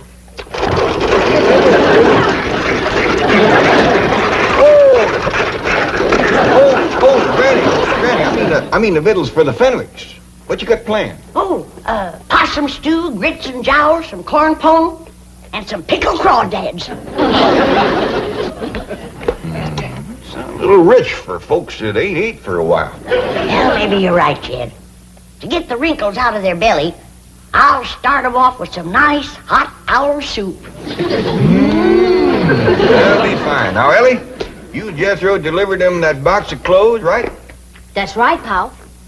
I never knowed there were so many needy folks in Beverly Hills. Me neither.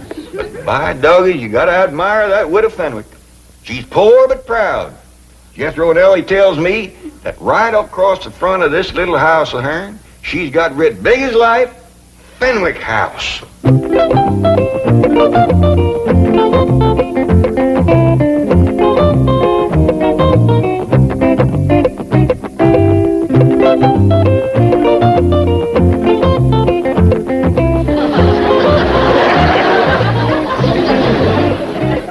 Cynthia, I have not refused to visit the Clampetts. It's just that I can't bring myself to wear those dreadful clothes.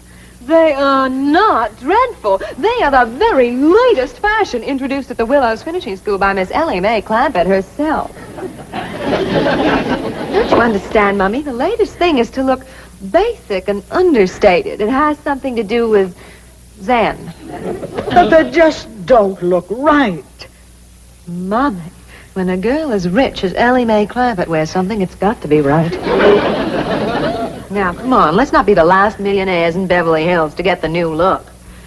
The Clampett look.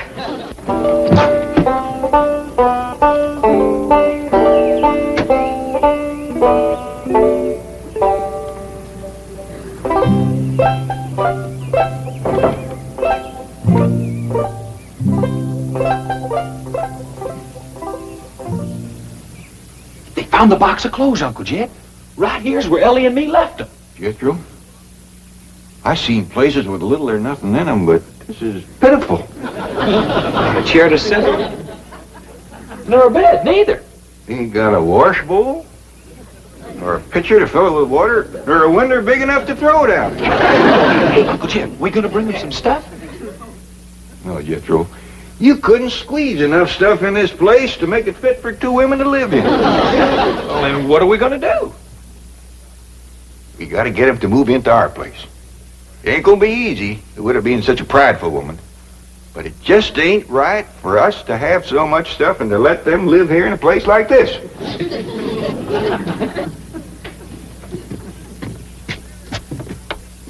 Now there's something I just can't understand. How can folks live in a big fine house like that and let a poor starving widow and her young'un live in a place like this right outside their gate? Uncle Jed, let's go up and give them what for. It ain't for us to speak judgment on them. Maybe the spirit of love will take hold like it did Miss Drysdale. The Clampetts are moving from lot to lot. The Clampetts are moving from lot to lot. And I am so happy.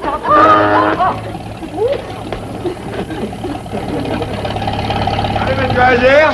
Splendid. You came back with another load. Well, now hold on. We decided not to move these things. Why not? Well, we're hoping that the Fenwicks will move in and use them here. The Fenwicks. Mrs. Radnor Fenwick? Oh, yes, ma'am. You know, the widow with the skinny daughter named Cynthia. They are moving into this house? Well, we're hoping they will. But this is marvelous. I've been trying for years to meet Mrs. Radnor Fenwick, and now she's going to be my next-door neighbor. Well, it ain't for certain yet. Have you engaged a real estate agent to help you sell them on the place? Oh, ma'am, we just kind of figured on talking them into it when they come over. I'll help you. I'll dash home and change and come back and help you.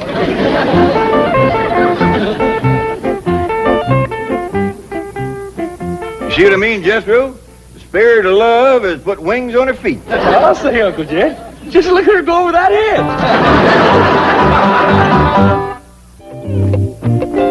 Oh, really, Mummy, and that makes you look just like any other common, ordinary, everyday millionaire. Now take it. No, Cynthia, I can't. I just can't. Well, you must. I just can't. Mummy, if anyone were actually to see you, I would die of mortification. Mummy, I thought I told you, no jewelry. No, Cynthia, I feel positively nude without diamonds. You're trying to achieve the Clampett look, a look of studied slovenliness. Oh, Cynthia. Beasley, our purses, please. No, Cynthia, not those buckets. Be silly, Mummy. Yesterday, Ellie Mae Clampett carried one to school, and the effect was devastating. Oh, dear, if your father could see us now, he'd just turn over in his mausoleum. Beasley, get the rules out of sight quickly. We'll call you if we need you. Yes, Beasley, park it close by. Yes, I'll phone you to the front seat number. Oh, Mummy, look at that. Yes. Disgraceful, isn't it? Disgraceful? It's fabulous. Unbelievably understated. It's probably the only purely existentialist car in Beverly Hills. We must have it copied. Cynthia, we've used nothing but rolls for decades. Oh, Mommy, this is progress. Don't you understand? Frankly, no. I seem to have lost all sense of values. It's like a nightmare. Don't you want me to set the table in the fancy eating room? I reckon not, Ellie. We gotta be special careful not to put on airs around the poor widow. Let's eat in the kitchen family style like we always have. Well, that's a good idea. If we want the Fenwicks to move in here with us, we gotta make them feel like this family. Jed, is the Fenwicks moving in with us lock, stock, and barrel? Granny, the Fenwicks ain't got a lock, stock, and barrel to move in with. Right, Ellie? That's right, Pa. Not even a rain barrel. He ain't got a pump. He ain't got a place to wash at all. Well, the best thing to do when they get here is to stick them in the tub and scrub them down. I don't think they'd take to that right off. Hey, Ellie Mae. Come on, Ellie, let's go swimming. What's the matter with you? We's got company coming. Oh, Granny, I'm hot and tired. You get into some decent clothes. Now, hold on, Granny. I think maybe Jethro solved their problem. You see there, Granny? I solved your problem. What problem, Uncle Jed? Getting the Fenwick scrub without shaming them none. You mean I should do it? Oh, you just go for a swim in the cement pond and take along a cakey Granny's lye soap and a nice stiff brush. Ellie Mae, when the widow and her young'un get over here, you invite them down to the cement pond for a swim. Okay, Pa? When they get down to the pond, Jethro, you commence the soaping and the scrubbing and the splashing, and they'll get the idea. Dingies, that's a first-rate notion. Well, thank you, Granny. There goes that spooky music coming out of the walls again. Sure is pretty. Yeah, I hope it keeps playing until the widow gets here. It might cheer her up. Well, someone best open the door. As soon as that music starts to play, someone's going to come a knocking at the door. Yeah, I noticed that. Take a look outside, Ellie. I just can't. Mummy, please, you can do it. Come on, I'll help you. They's coming, but that poor old widow woman can't hardly make it. I'll get my jug. Is they wearing the clothes you bring them? Yeah, Pa, and toting buckets. To carry home leftovers. Lord love 'em. Let's go give 'em a helping hand. Howdy there, Cynthia. This here's my Pa, and I reckon this is your mom. Welcome. Well, dogged if you ain't plumb tuckered with a Fenwick, but don't you worry. Granny'll fix that.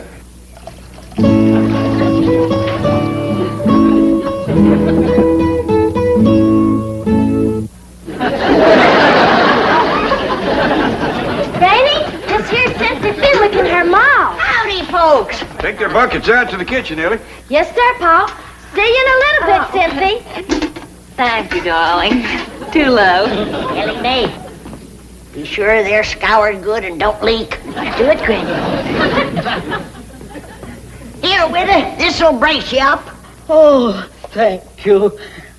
Orange pico. No, white lightning. Oh, I'm not familiar with the blend, but tea is tea.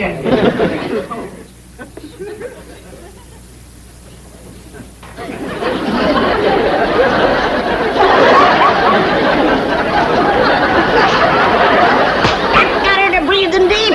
Here, Mummy, have a cigarette, darling. Oh, I wouldn't light a flame so close to your maw just yet. You just might set her off. Come on, Widow. Let's go to the kitchen. I'll give you a nice hot bowl of owl soup. Owl soup. Oh, Cynthia, please send for the rolls. No, Mummy. She's right, Witter. You don't need no rolls. Granny's baked some corn pone. Eat my corn. Come on, Widow. Oh, Cynthia, please help me.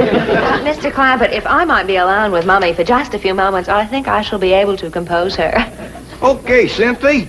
Just follow your nose to the kitchen. Yeah, the grits and jowls will lead you right to the door. Good girl, Widow. Cynthia, did she say grits and jowls? Yes, Mummy, doubtless the maid and the butler. Now, come, do get a grip on yourself. Oh, yeah. Mummy, think of all the trouble the Clampetts have taken to achieve a total look. The truck, those clothes, their speech. Why, they even weave. You'd weave, too, if you ever drank their tea. I must try to emulate them.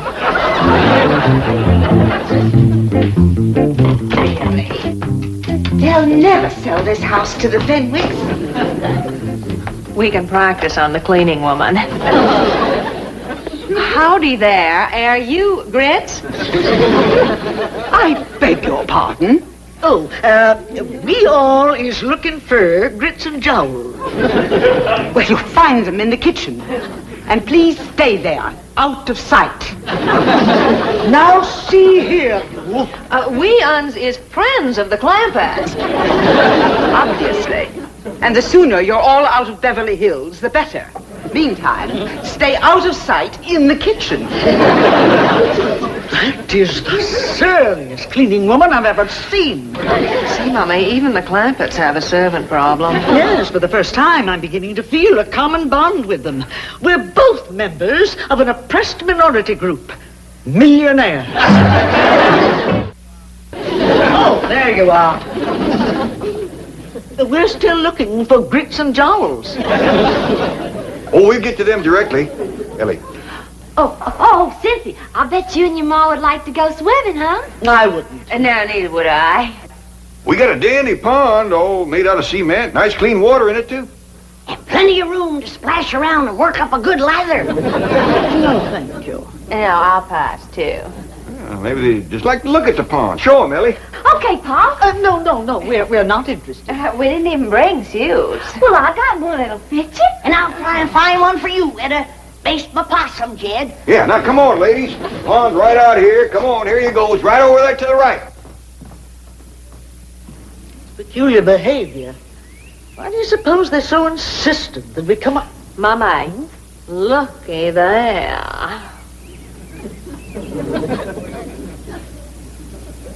Magnificent. What a specimen of manhood. Who do you suppose he is? Let's find out. Clampett! Oh, Mr. Clampett. Who is that Adonis by the side of the pool?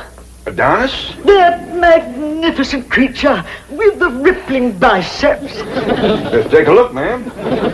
That's why they wanted us to see the pool. They're going to attempt a little matchmaking. Oh, I hope so.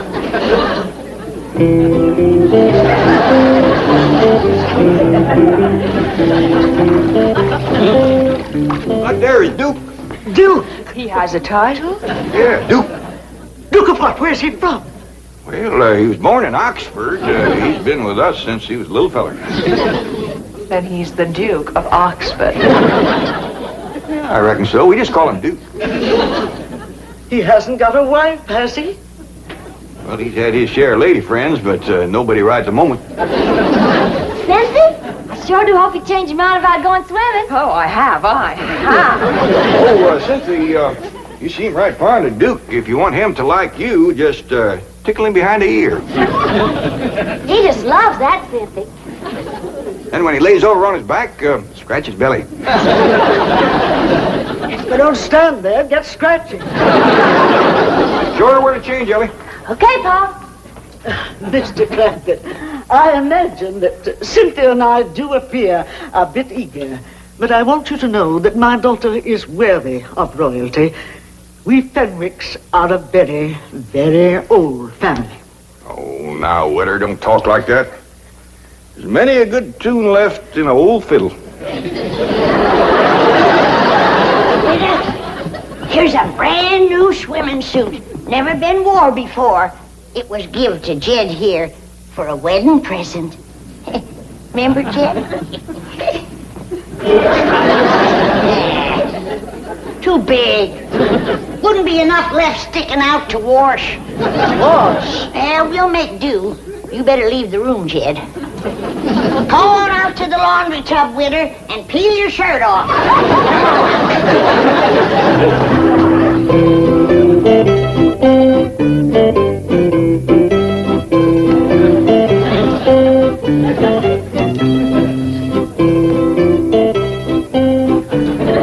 Cut it out, Ellie. Oh, excuse me. Howdy, ma'am. Your Grace. Yours too. Permit me to present myself to you. Well, thank you very kindly, but I don't think my Uncle Jed would let me keep you. Oh, Your Grace. Yours too. I am Cynthia Fenwick. Oh, hey, is your ma coming? No, we are quite alone. Well, shall we go in the water? No, I'd rather not. Well, then why don't you just sit here and you can watch me? Oh, Your Grace. Yours too.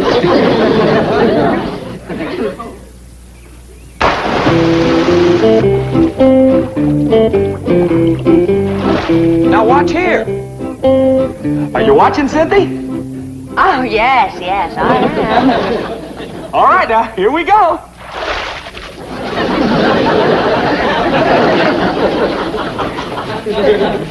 You get the idea? Well, it looks as if you are taking a bath. That's all right. Come on in. Your Grace. Yours too.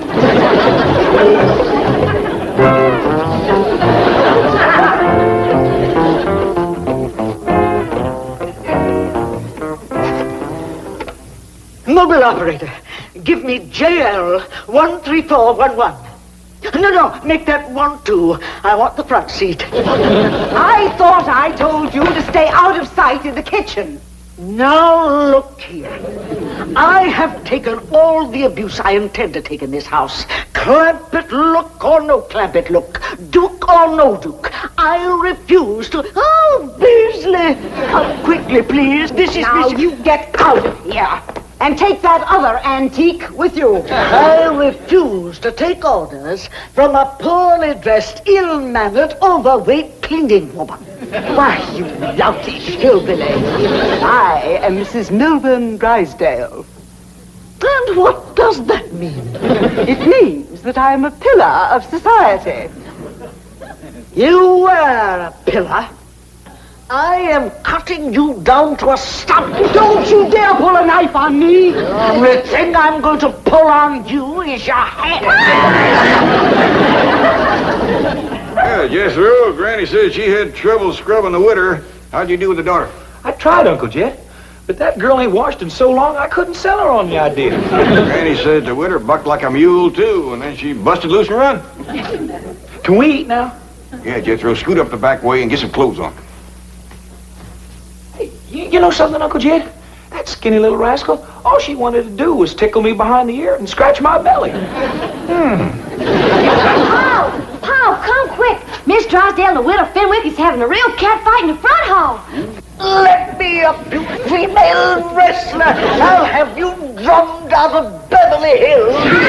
Sylvia Carter! Hold her right there! Now I'm gonna finish the job with a Fenwick. Did you call her Fenwick? I did. Here now, get off that floor, starving Miss Fenwick. You all right with her? You all right? Oh, I have never been less all right in my entire life. Beasley's here. What's the matter? Ask no questions, just flee for your life. Uncle Jed, can we please eat now? Not me and you, Jethro. A fellow named Beasley just grabbed the widow and her young and made off with them. Come on, we gotta catch them.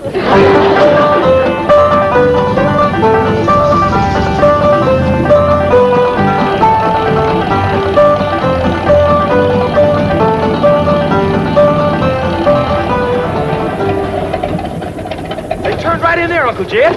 And now the gates are closed. Well, I'll be doggone. That Beasley feller's the one that lives in that big mansion. And he's taken the widow and Cynthia into his house. And bowing and scraping to him, too. Uncle Jed, you was right about not speaking judgment on that rich fella. Yeah, looks like this. Jethro out here? He'll be back directly, Granny. I got him running. Running where? Oh, into town, back, uphill, downhill, around the golf pasture. What you trying to do to that boy? This morning you had him swimming up and down the cement pond like he was chasing a catfish. I'm just testing him, Granny. See, he thinks he's got a hankering to go courting. Courting? Jethro? Yep. Ah, what girl is he hankering to court? Well, I don't think he's got a girl yet. He's just got the hankering. That young'un ain't ready for courting. Maybe he is, maybe he ain't. That's why I'm running him and swimming him. I figured to dull his edge a mite. Then if he still feels like chopping wood, he's ready. Yonder he comes. He don't look tired to me. Me neither. I don't think he's going to be able to stop.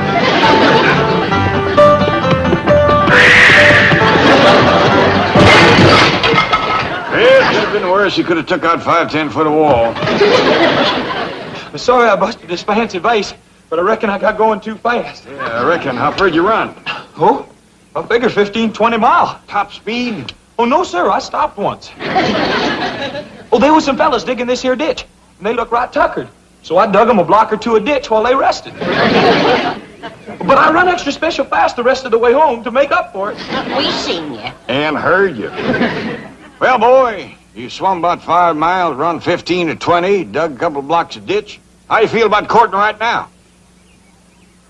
Uncle Jed, if they was a pretty girl on the other side of this house, I'd jump clean over it. He's ready. Now then, Jethro, how much do you know about courting? Well, it's kind of simple. You find a girl and then you marry her. Boy, I want to tell you something. There's a whole heap of in-between. Like what? Like finding the right girl, for one thing. Sometimes that ain't so easy. Well, Uncle Jed, how will I know when I find the right girl? Well, the way it happened to me, I knew just like that. I looked at her, she looked at me, and music commenced to play. Well, where was the music coming from? From our hearts, I reckon. Well, I ain't never heard no music come from my heart, or no one else's neither. Of course not, because you ain't met the right girl yet. But when you do, you'll hear it. I heard a bell ring. Does that mean something? Means somebody is calling. Kid Clampett speaking. Hello, Mr. Clampett. Jane Hathaway here. Did I by any chance leave a large brown envelope there last evening? Yes, ma'am. Right here by the window. Good. I'll have Miss Trigo drop over to... Is Jethro there? Yes, ma'am. He's right here. I'll drop over and pick it up. No call for you to do that. I'll have Jethro fetch it right down to the bank to you. Uncle Jed, I want to commence courting. Just a minute. The bank is a fine place to commence. There's lots of pretty girls work there. Oh? Oh, yeah. Jethro will be down directly as soon as he washes up and puts on his good clothes. Oh, no bother at all. Bye. Diggity dog! I'm going to carry this down to the bank, and I'm going to carry me a girl back. Oh, whoa. It ain't as simple as all that. Even if you should find the right girl, you got to make courting talk first. I do? Why, of course. Well, Uncle Jed, how do you make courting talk? You gotta kind of sidle into it. Like you start off with, nice day, ain't it? And then you work around to where it looks like it's going to be a nice night, or a walk, or a drive, or dance. And, of course, along the way, you got to throw in a couple of, my, ain't you pretties, and get your dandy dancer. We talk like that. I'll catch you on now, Uncle Jed. All right, boy. You got enough to get you started. Yes, sir. Type up a business expense voucher for last night's dinner conference. Food, $150. Beverage, $200. Entertainment, $15. Entertainment at a business dinner? Guest speaker. Gave a very interesting demonstration of the 27.5% depletion allowance benefits. I'd better make a note of his name. Of course. C.D. Laverne. Laverne C.D. That's right. Now, take a letter to, Excuse me, I'm sorry, but there's a Chickadee Laverne who insists on seeing Mr. Drysdale. Chickadee? What? You tell old Chick I'll call him from the club. Call me nothing.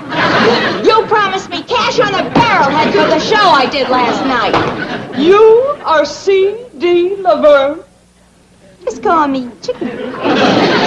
That was a very interesting demonstration of depletion allowance benefits, Miss Laverne. Thank you. I do this dance where I take off everything except 27.5%.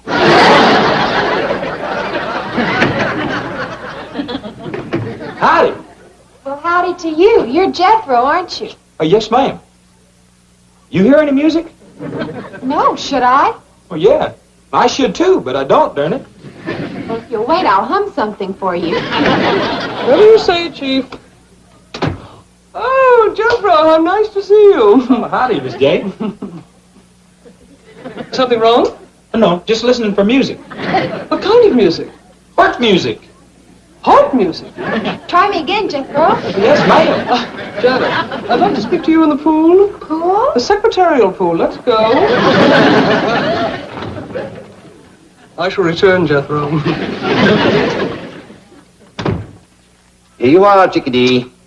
Oh, thanks, Mr. Drysdale. You know, for your next dinner, you ought to use my specialty act. The one I'm famous for. Mm-hmm. They bring out this great big egg. There's music coming from it. The MC says, "Here's Chickadee." And I pop out of the egg, and I go into my dance. Oh, cute, huh? Try the Chase Manhattan Bank. They love big eggs. You don't even have to hire an orchestra. Look, I got this little transistor radio. See? Watch. I tuck it in here. That's very interesting. Don't call us, we'll call you. Of course, for my specialty, I have to charge a little more. Those big eggs cost a lot of money. I'll keep you in mind. Oh, hi. Hi. I hear it. I hear the music just like Uncle Jed said I would. Uncle Jed? Yeah, he said that I'd know you was the one just as soon as I heard the music. Oh, he caught my eye. Come on, let's go. Wait a minute, don't rush me. Oh, I forgot. It's a nice day, ain't it? I mean, it's gonna be a nice night for a stroll, a drive, or a dance. I mean, you sure are pretty. And I bet you're a dandy dancer and lots of sweet talk like that. Come on, let's go. Jed Clampett speaking. Oh, howdy, Miss Jean. Jethro get there all right? Yes, and he brought the envelope, but now he's disappeared. I can't find him anyplace. I see. Well, tell me, is the bank missing any girls? I mean, Jethro might have told her one off. Jethro? Oh, I hardly think that. Wait a minute. There is one possibility. A girl from the secretarial pool who... False alarm? No girls missing. Oh, that's too bad. Well, thank you, Miss Jean. Bye. What's too bad, Jed? Jethro didn't find him no girl down to the bank. I told you that young'un wasn't ready for courting. Yeah, maybe just as well. I was worried I hadn't given him a good enough talk first. With Jethro, it takes a little extra. That's a fact. The last I heard, he thought his ma found him under a cabbage leaf. Well, I'll finish cleaning my rifle, and when he comes back, I'll take him hunting. That'll give me a chance for a real man-to-man talk. Looks like Jethro done all right. Found herself a girl. From here, it looks like he found himself a girl and a half. Hey, kid, is this where your uncle lives? Oh, yeah, me too. Ooh, that's a big one. Big strapping girl like that can sure help you with the housework, Granny. Housework, that girl can pull a plow. Let's go meet Uncle Sugar. Oh, that's Uncle Jed. Yeah. Yeah!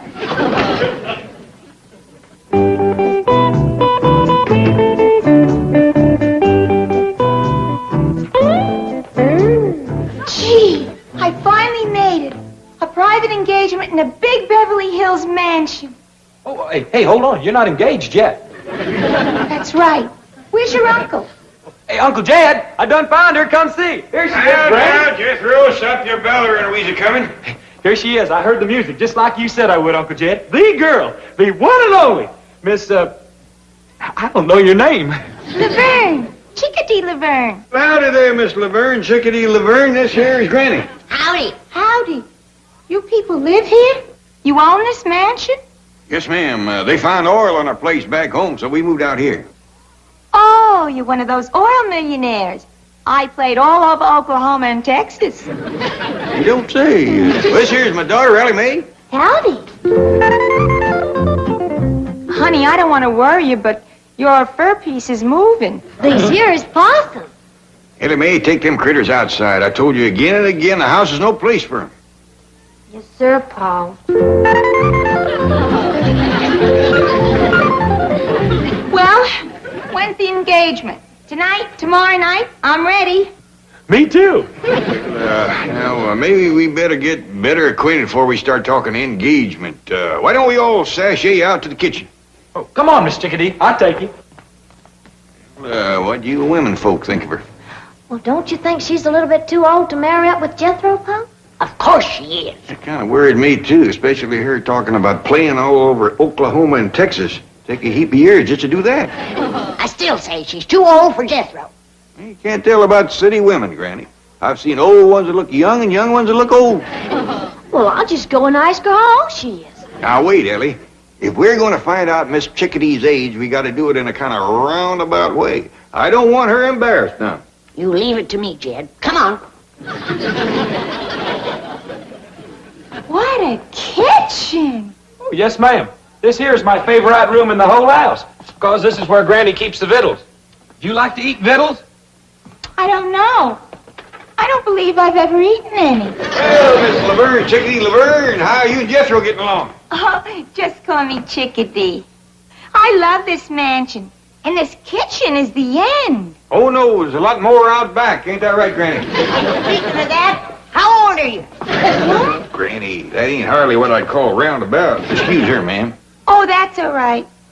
By the way, I don't want to rush you, but I'm ready to work anytime. It's going to be a thrill working in this beautiful mansion. You hear that, Granny? Jethro, I'll say this for you. You didn't pick a lazy woman. Thank you. Maybe you better get better acquainted with Granny here, because she's the one you're going to be working with. You got to be kidding. Huh? I can do anything you can do, honey. Granny's little, but she's wiry. She moves around real good. Yeah, I know, but, well, couldn't I work with her? Oh, sure, if you'd rather. Well, I mean, she's younger and all. She's a heap younger than you. Granny. How old are you? Granny, how about you and Ellie Mae wamping up some victuals for Miss Chickadee, and I'll show her around the outside. Now, I realize that Jethro looks like a full-grown man, but he's still kind of a boy. Yeah. He's cute, though. Well, I'm glad you feel that way. He's a fine young'un. Now, I'd like to know a little more about you, Miss Chickadee. Oh, you mean about my work? Yeah, everything. Just everything right from the start. Well, I got my start in burlesque, New York. Sounds like a nice place. About how long ago was that? You don't have to be exact. I'm just trying to get a notion. Oh, about 18, 19 years ago. Is that a fact? That's when I first broke out of the egg.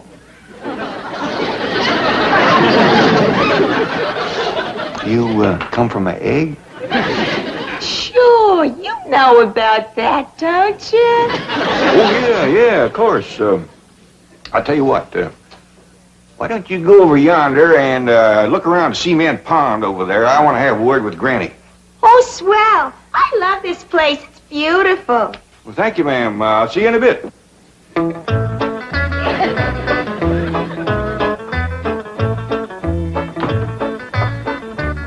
You know, Granny, maybe Miss Chickadee ain't the right woman for Jethro. Of course she ain't. She's too old for him. Well, ain't that so much. Fact is, she's only a little older than Jethro. She told me she was born 18, 19 years ago in a town named of Burlesque, New York. Hogwash. She ain't no 18 or 19. Well, whether she is or whether she ain't, there's a bigger problem. What's that? Well, what with Jethro thinking he was found under a cabbage leaf, and her thinking she come from an egg, I just don't see much future for them two.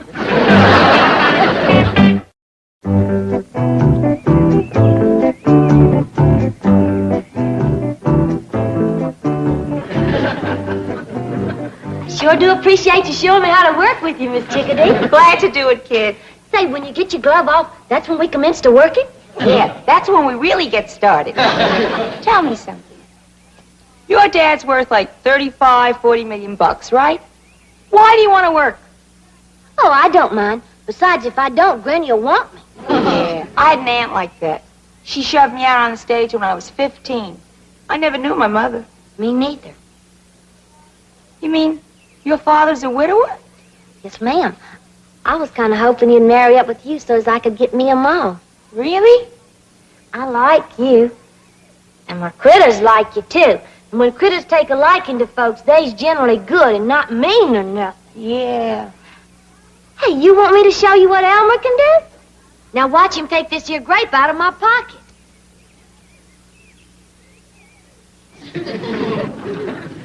Say, he sure is clever with those little hands. Could he untie a bow? Sure he could. Elmer, you and I may be working together.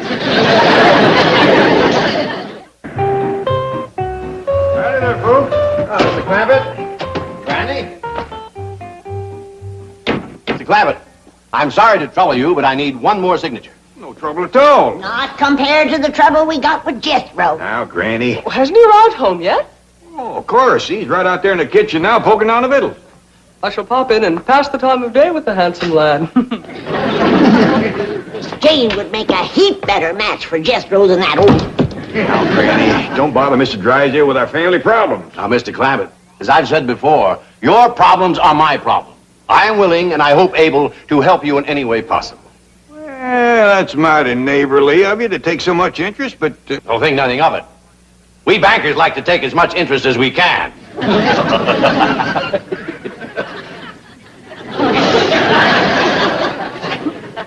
I was making a joke. Interest, banker. I suppose you might call that an inside joke. Oh, well, come on inside and tell it. We ain't got no time for jokes. Jethro is a-heading to the altar with the wrong woman. What's this? Now, Granny, Mr. Drysdale got a bank to run. Precisely why I'm interested in your problems. Now, tell me more. Well, you see, Jethro is in love with this girl. Girl. Yeah, Miss Chickadee does look a mite old for her years. Did you say Chickadee? Yes, sir. Miss Laverne, Chickadee Laverne. Where did Jethro meet her? Down by your bank, I think. Mr. Clampett, that girl is a stripper. What's a stripper? Someone who takes off their clothes. What's wrong with that? But she takes them off every night. Well, I don't sleep in my clothes neither. Sweet, innocent Jethro has run afoul of your Chickadee Laverne. Yes, I've been told. Mr. Clampett, believe me, this is not the right girl for Jethro. I told you so. Please, Mr. Clampett, let us get her away from here as quickly as possible. Well, I wouldn't want to hurt her feelings none. She's right friendly and a willing worker. Here she comes. Hold on, I reckon it's my duty to talk to her first. Miss Chickadee, about the wedding. Oh, that's going to have to wait, Uncle Sugar. I got this great new act that's going to make me the sensation of show business. Now, you watch.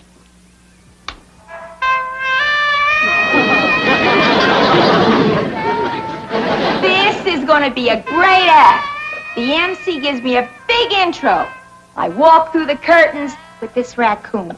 Right away, he starts unfastening my... Great act! Great act! Now, let's hurry down the bank, and I'll sign you up for the big convention next week. Hey, Uncle Jed, where's Mr. Drysdale taking my sweetie? Never mind, Jethro. But I found her. She's mine. I courted her and sweet talked her and all. Forget about her, Jethro. Go take yourself a swim.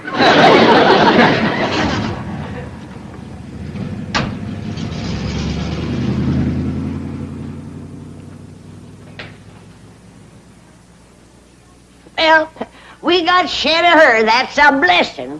More of a blessing than you know, Granny. I was falling in love with her. No. Yep. I looked at her, she looked at me, and music commenced to play. My age, too.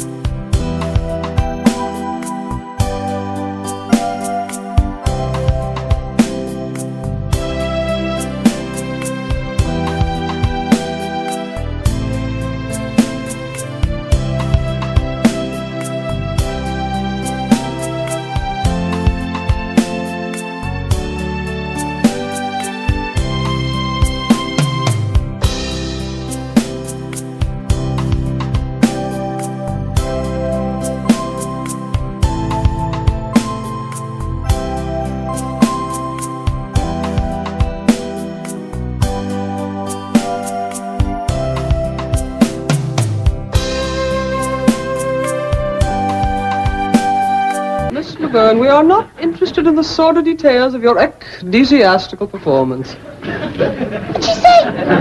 Don't ask me. And shame on you for contributing to the delinquency of a raccoon. I shall harbor him safely in my office until such time as I can return him safely to Ellie Mae. Come, Elmer.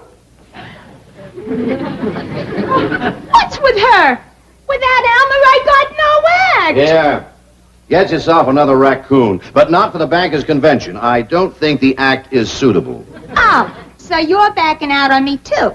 Just like the Clampetts did. The Clampetts? Yeah. I was promised an engagement up in their mansion. Then they changed their mind. Jed Clampett would never hire you. His idea of entertainment is square dancing. Well, I've danced for plenty of squares. And speaking of squares, it was that big kid Jethro that asked me.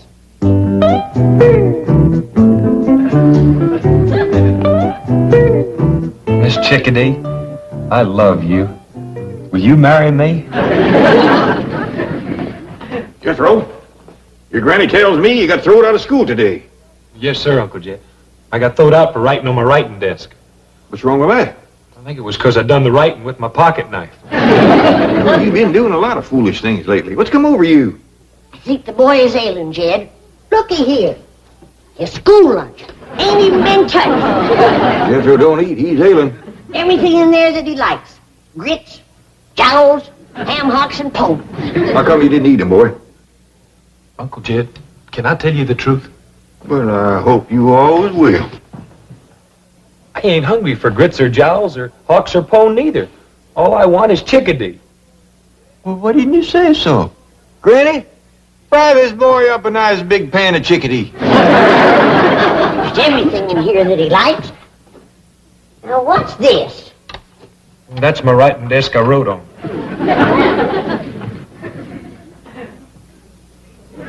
Chickadee, ain't that big strapping girl you brung home the day that you went courting? Yes, sir, Uncle Jed. Found her in Miss Hathaway's office. Yeah, she's a mighty handsome woman. Said it afore and I'll say it again. She's too old for Jethro. I'm deep in love with her, Granny. Hogwash. How come you never spoke up about this before? Well, I knew Granny was a ginner. I was afraid you might be, too. So I thought I'd run off and marry her and live happy ever after. Jethro, it takes two people to make a happy ever after marriage. What makes you think that Miss Chickadee is in love with you? Well, she loves me enough to get engaged. Well, you all heard how happy she was about that. Come to think of it, I recollect her saying something about an engagement, Granny. Double hogwash. If she shows up here, I'll woodshed the both of them. But I'm telling you the truth. That big kid Jethro was sitting right here, and when I came out of your office, he jumped up, grabbed me, put me on his truck, and drove me out to his Uncle Jed's mansion, where I was promised an engagement. Jethro is a headstrong, impetuous lad given to irresponsible behavior at times, but I assure you, Mr. Clampett would never engage the likes of you. Listen, honey, you don't know those oil millionaires like I do. They give some pretty crazy parties. Now, Mr. Clampett, now take your tawdry bauble and go. Gee, where am I going to find another raccoon that knows how to unfasten a dress? Hello? Oh, Jethro, it's you. Jane Hathaway here. Oh, Miss Hathaway, I'm sure glad you called. I've been trying to get up nerve to call you all week. You see, I'm deep in love, and I want to get married right away and live happy ever after. Jethro, you are an impetuous lad. This is so sudden. Oh, no, it ain't. Well, I've been in love ever since that day in your office when we looked at each other and heard music playing. Heart music. Now calm down, dear boy. I'm coming up right away to bring Ellie's raccoon, and we shall pursue this further. Oh, thank you, Miss Jane. I figured if anybody could find Miss Chickadee, it's you. Well, thank you, Jethro. I'll find who? Chickadee Laverne. Jethro, I'm flabbergasted.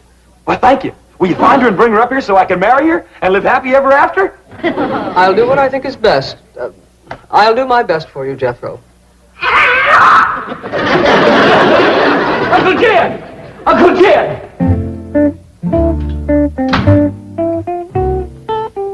Well, Chief, the fat's in the fire now. You and your exotic dances. Corrupting that sweet, innocent boy. What are you babbling about? Jethro is in love with Chickadee Laverne. Oh, baloney. At his age, I was in love with every showgirl I saw. It's puppy love. Jethro thinks it's the real thing. He says they looked at one another and he heard music play. Music? Oh, I know how that happened. When Chickadee left my office the other day, she had this little concealed transistor radio. So obviously, when she ran into Jethro in your office, he heard the music and thought it was love. How horrible. Oh, forget it. Jed Clampett can handle a case of puppy love. Miss Hathaway, there's a raccoon in your office. Oh, no, Janet, don't panic. You've seen a raccoon before. Not like this one. It keeps trying to undress me.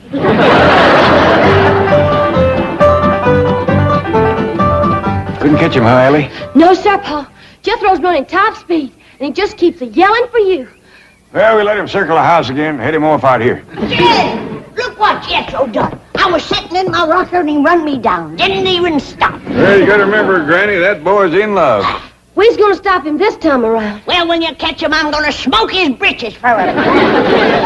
Uncle Jed! Sound like he's rounding a far turn. Uncle Jed! Want me to trip him and set on him, Pa? No, I'll head him off, Ellie. Uncle Jed! Uncle Jed! Commence slowing down now, Jethro. I'm right here.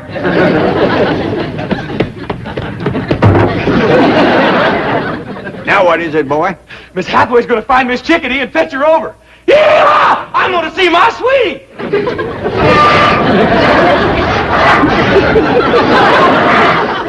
Jethro, put that truck down. Don't drop it!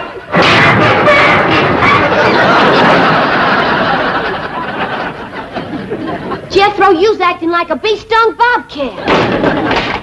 He's in love, Ellie.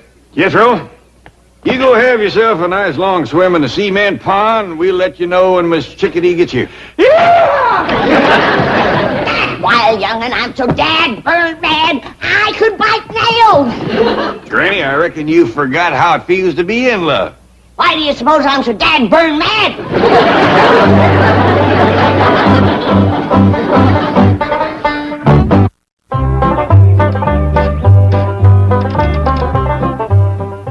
You know, Duke, just being you and me, I can't blame Jethro for his feelings toward Miss Chickadee. I was about to fall for her myself. Oh, it's the truth. I didn't aim to. It just happened. I looked at her, she looked at me, and dogged if I didn't hear music playing. Yonder she comes.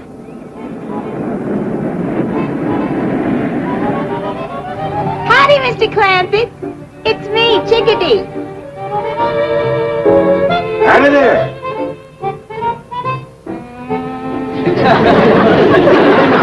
What's the matter? Is there something wrong? Yes, ma'am. No, ma'am. I reckon you want to see Jethro. Right this way. Wait, Mr. Clampett. It's you I want to see. Now, ma'am, you don't want to see old broken down mountain goat like me, all crippled up and wore out, good for nothing? What are you talking about? Me, ma'am, I'm older than the hills. Who cares? Now turn around. I want to talk to you. What about? About the engagement you promised me. No, that wasn't me, ma'am. That was Jethro. Word of honor. So it was Jethro. Do I get it or don't I? Yeah, we're folks that keep our word, ma'am. If you was promised, I'll see that it's kept. Good. I'll go get my clothes in the car. You already brung your clothes, ma'am? Yeah, it's the outfit I work in. Red Riding Hood. Wait till you see it. You know, Miss Chickadee, I'm hoping you ain't gonna rush things, because I think a long engagement is gonna be best for everybody. Oh, that'll suit me fine. The longer the better. Because I don't hardly think you're ready. What do you mean I'm not ready?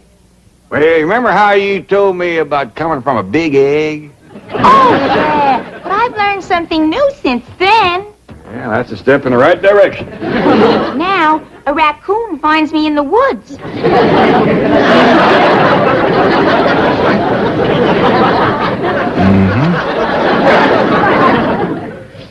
Miss Jane, I sure do appreciate you bringing Elmer back. My pleasure, Ellie. Could you tell me where I might find your handsome cousin? Who? Jethro. Oh, Jethro, he's out swimming in the cement pond. Thank you. Something tells me we're finally going to make music together.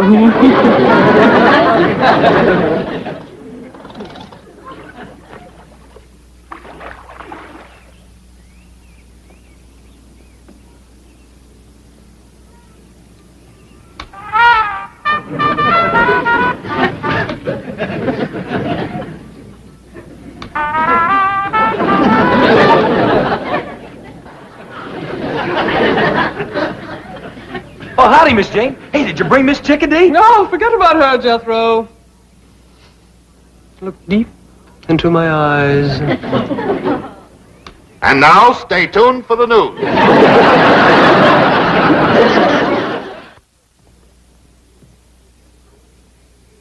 Jethro is engaged to Miss Chickadee. No, He gave his word, and she's holding him to it. she's too old to marry Jethro. She's too old to marry anybody. Why, she's done past 20. In years, maybe, but in some ways, she's just a little child. Besides, women gets married older out here. What you mean? I hear tell of a movie star that got herself a man when she was 27. And then just to prove it wasn't no fluke, she up and married 5 more.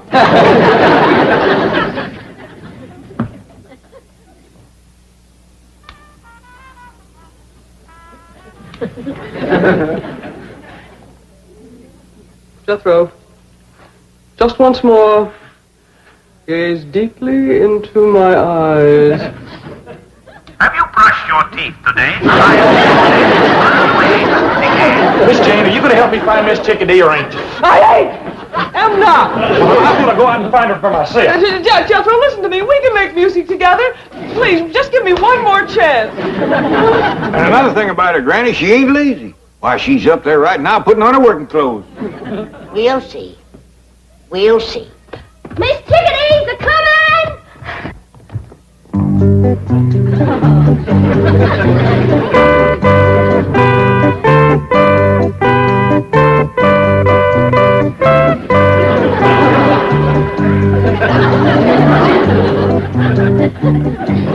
You say them's her working clothes? Yeah, I reckon that's a dust cap on her head.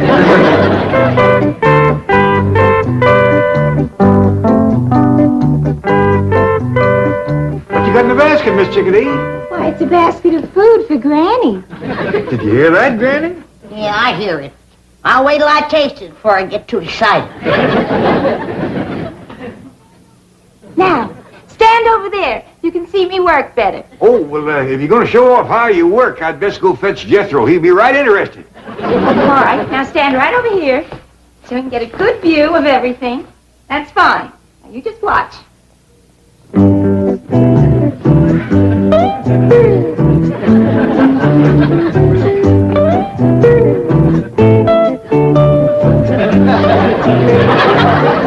Hey, Elmer, that wasn't your cue. Shame on you, Elmer.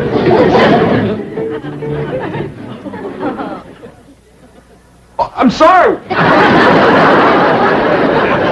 You mean she's here? Yes, ma'am. I think she's fixing to dust the hall first. Get ready for a wedding, everybody. Jethro and Miss Chickadee's going to get married right away. Who says so?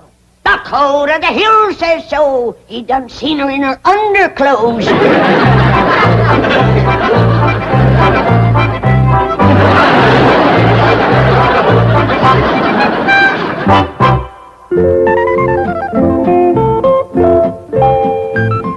Chickadee, Elmer's awful sorry about what he done.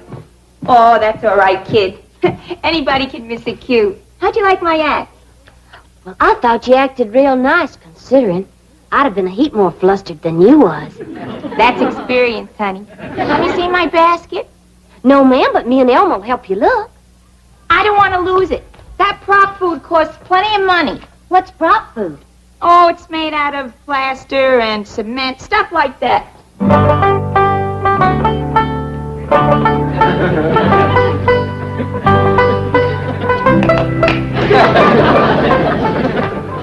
Yeah, I reckon that'll keep Jethro out of our way for a spell. What'd you do with him? Throwed him in the cement pond. I told him swimming 5 miles was part of getting properly engaged. That boy'll swallow anything. Well, he'll have a time swallowing Miss Chickadee's cooking. You know that basket of food that she brung me that she was so all-fired proud of? Yeah? Pitiful. Pitiful. She bakes a nice-looking loaf of bread. Yeah? Let's see you slice it.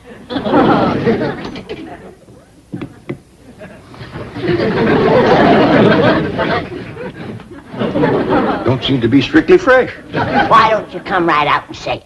It's as hard as a rock.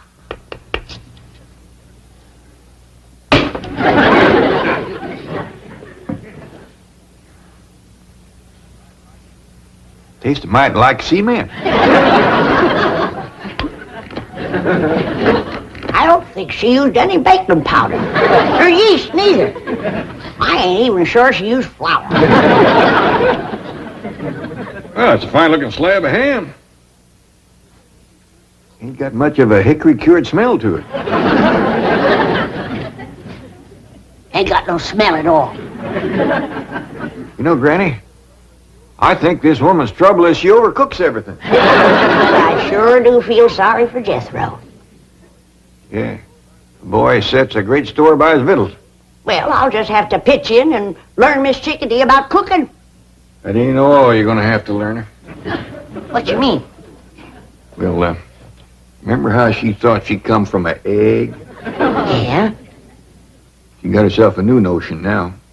She thinks she was found in the woods by a raccoon.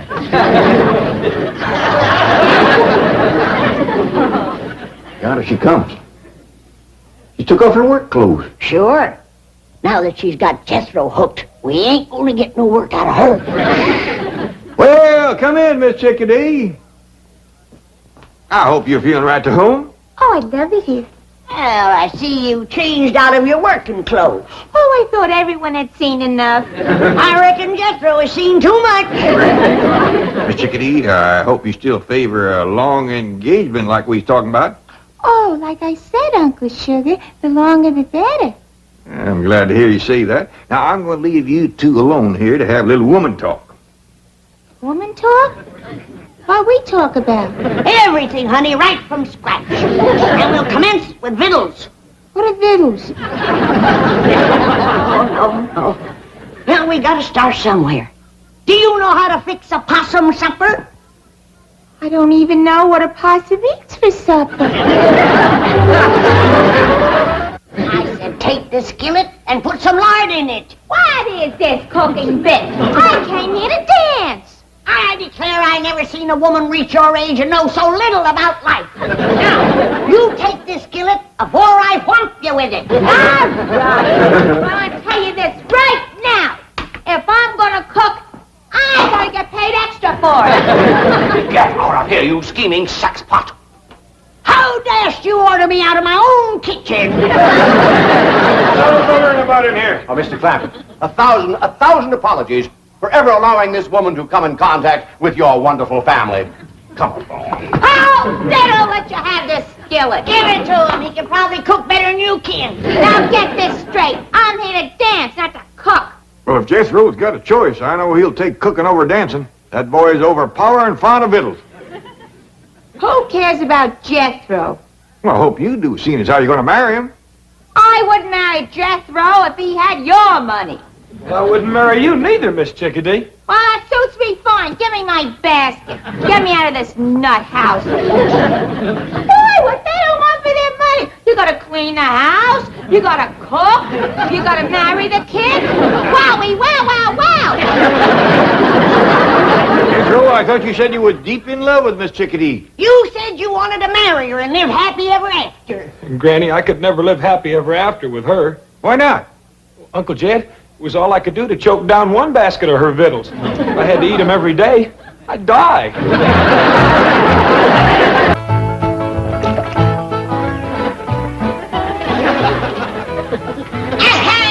I caught you. What? So you're the rascal that's been poisoning our pond. Get to your feet. I'm not poisoning anything. You're not, huh? Get over. Get around there. Now, if you're not poisoning the pond, let's see you tip up that jug and take a swig. Well, I can't do that. It's concentrated chlorine. It kills the algae and fungus. It kills fish, too. We've tried 2 or 3 times to stop this pond. But this water's only for swimming.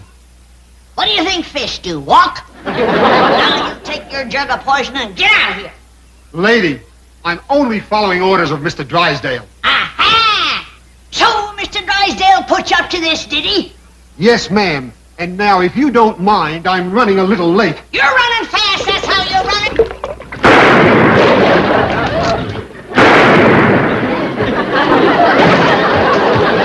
Sound like Granny must have treed something.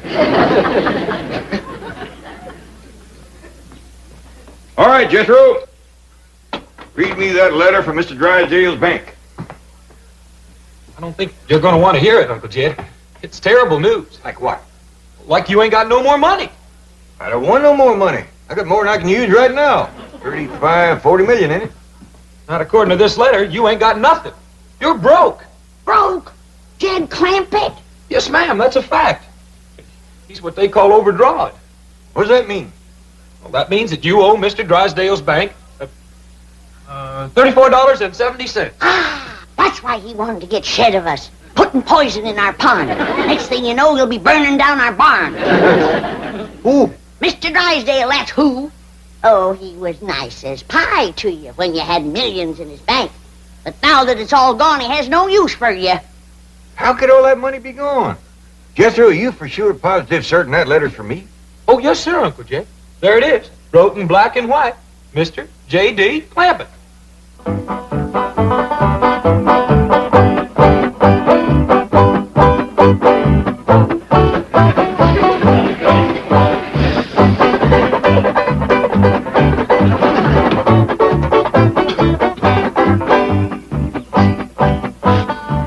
Why don't you go out and get yourself an honest job? Oh, an actor must keep himself available in case the studio calls. You've been available now for over 10 years and they ain't called you. Must you tell it to all the neighbors? Tell them. They already know you're a bum. I am an actor. You are a bum. Oh, Paul, you are going to regret that when my big break comes, and it's due. Charles Boyer has switched to character parts. So? So, who do you think is going to take his place as the suave, continental leading man? Not you, Jake. That Jacques. That jerk. Oh. Maybe the good news is right here in this mailbox. Now you listen to me. You open that box and you're going to pick up every single bill that falls out. Hold your apron, Opal. Why, I put up with this, I'll never know. Someday, this will all be fan mail. Can't even go home to Mother. We're living with her. Someday, I will open this bank statement, and it will say that I am worth $36,422,000. And someday I will turn into Liz Taylor. It did say that. It said what? I'm worth $36,422,000. Well, don't just stand there, Liz. Help me look. I'll tell you where your money went, Jed Clampett. Why you're flat busted broke. You're living too high on the hog. Hello? Could I speak to Mr. Drysdale, please? Oh, thank you very kindly. Mr. Drysdale done left for the bank. What do you mean, too high on the hog? That's what I mean, too high on the hog. Back home you used to holler 2 miles to your neighbor. Out here you can't even holler next door. You have to use an expensive telephone. Granny, I don't hardly think I spent $35 million on the telephone. Milkman come. Want some? That's what I mean. Buying milk off on a truck instead of having our cow and squeezing our own. There you go, using your finger instead of your lungs. Well, now, Granny, the bank's about a 4 to 5 mile holler. Uncle Jed, I'll drive you down to the bank in the truck. That's the most sinful waste of all. Buying expensive gasoline for that fancy truck instead of walking a paltry 8 or 10 miles. I don't mind walking. Just got my shoes fixed. And you wonder where your money went.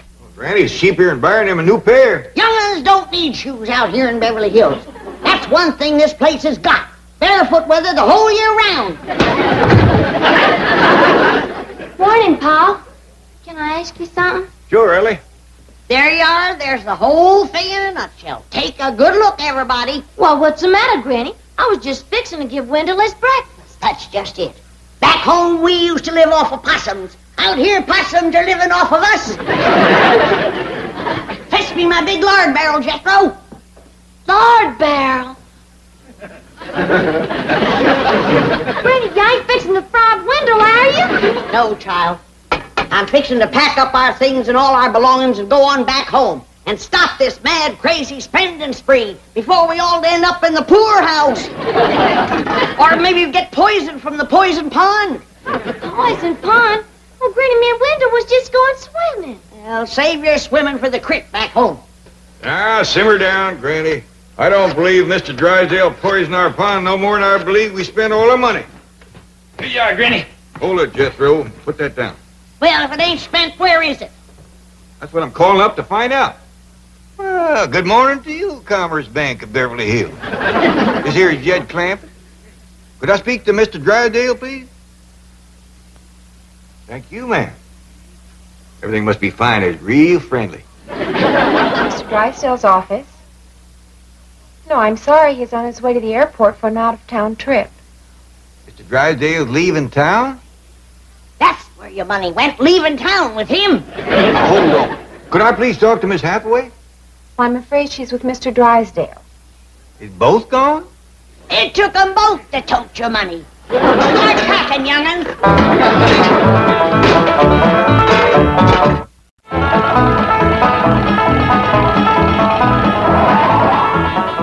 Hey, you in that truck. You can't stop there. Move on. Well, Mr. Policeman, we got business in the bank there. Move on or I'll give you a ticket.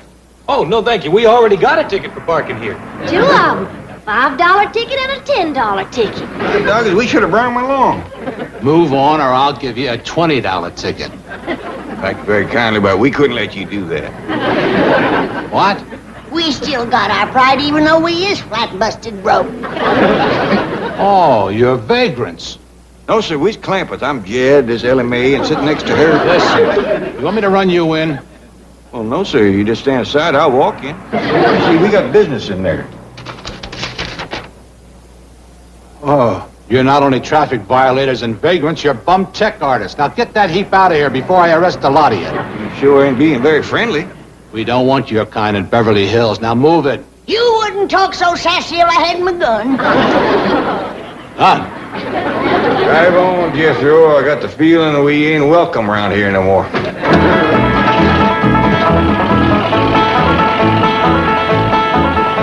Jake, there's a cop.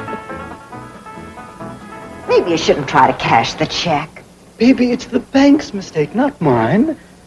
Besides, is a man with $36 million going to miss a few thousand? Yeah, but it still seems dishonest. It isn't your money. Baby, to get a break in Hollywood, you've got to put up a big front.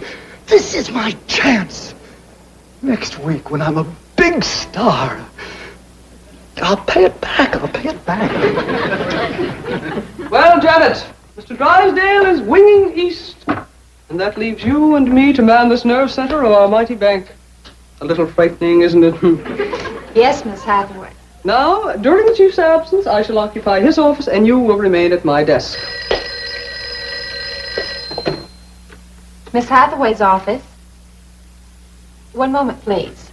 It's the new teller, Mr. Wilson. He said there's a rather shabbily dressed man by the name of J.D. Clampett wanting to withdraw $10,000.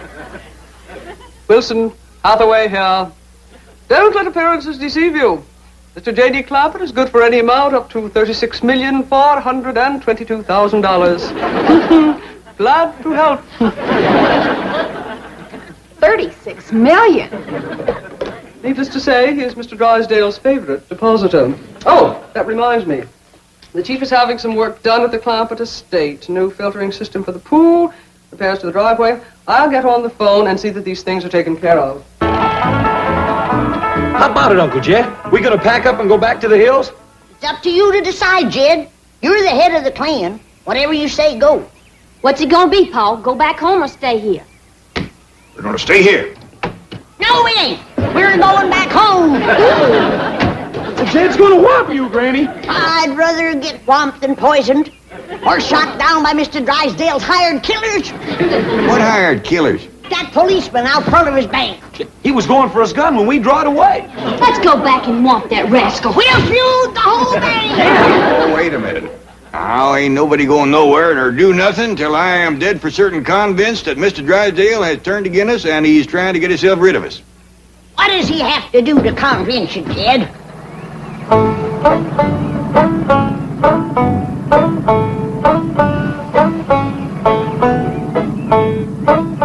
Who's that?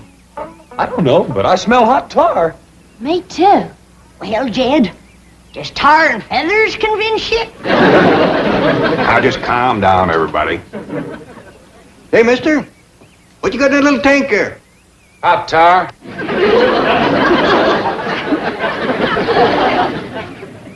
Is it for anyone in particular? Yeah, a fella named Clampett. This your idea, or did somebody put you up to it? Man named Drysdale hired me for the job. Well, Jed, heard enough? Convinced now? Of course he's convinced. Let's swamp that little rascal and head back for the hills. Now, hold on now. I can handle that little feller. As far as leaving goes, no matter how sorry Mr. Drysdale goes to treating us, we got to stay a mite longer. Why? What for? As it says here in this letter, we owe the bank $34.70, and we can't leave town owing money. We ain't got $34.70. Then we got to go out and earn it. Ain't never been a Clampett known to do a dishonest thing, and we ain't gonna be the first.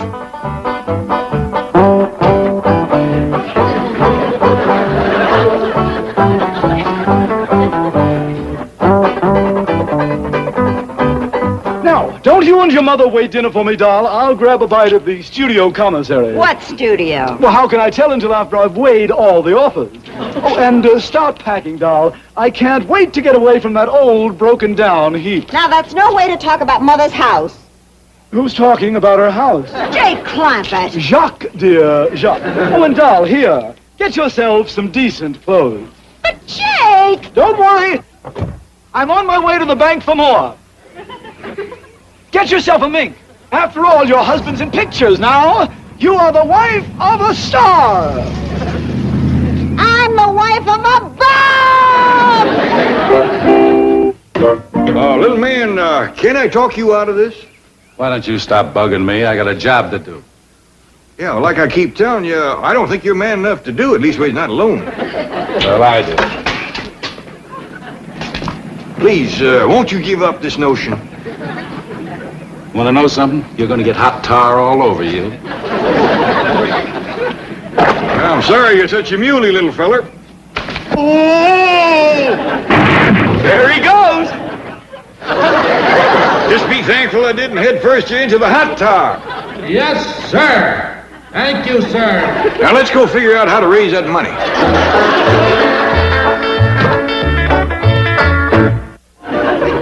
How you coming, Jethro? Putting everything all together, and we got 80 cents. We owe $34.70. How much does that leave for us to have to earn? Well, let's see. 34.70. Naught, take away naught, leaves naught. 7, take away 8, leaves minus 1. 4, take away naught, carry over minus 1, and bring down the 3. Doggy, you sure can cipher. That's one thing we got out of Beverly Hills, a fine education for you. Where's my gun? Fetch my gun. Get me my gun. What's the matter now, Granny? I just caught another varmint out by the cement pond. Says he's gonna shut off my water. What for? Drysdale's orders. Says he's putting in a new system. I reckon that means he wants to get rid of us. Can't believe a man would be mean enough to thirst us out of here. I say it's feuding time. We've been provoked beyond human endurance. Hello? Howdy, Miss Hathaway. Give me that phone. I'll take it. Jed Clampett speaking. But, Mr. Clampett, how can you be at home? You were just downstairs drawing out another $10,000. What? Stay there. I'll call you right back. Well, Jake, you made it, just like you said you would. There you are in front of the movie cameras. Action. Cut. Thank you, Mr. Clampett. Oh, thank you. Just one. This will be on the 5 o'clock news. Thank you so much.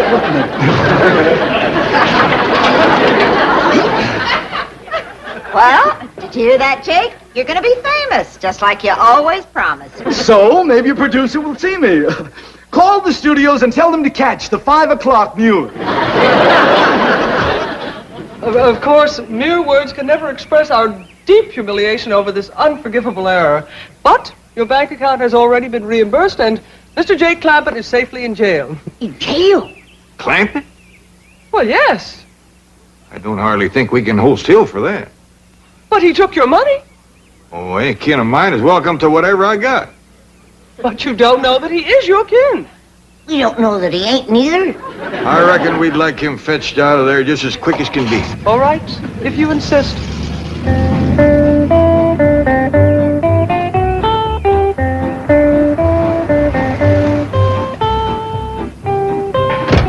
Now, this is what I mean by putting up a front. Wow, Jake. That's junk. I warn you not to try and take advantage of this situation. I am certain there is not the remotest possibility that you could be even distantly related to these wonderful people. And I am rushing back to the bank now to check you out thoroughly.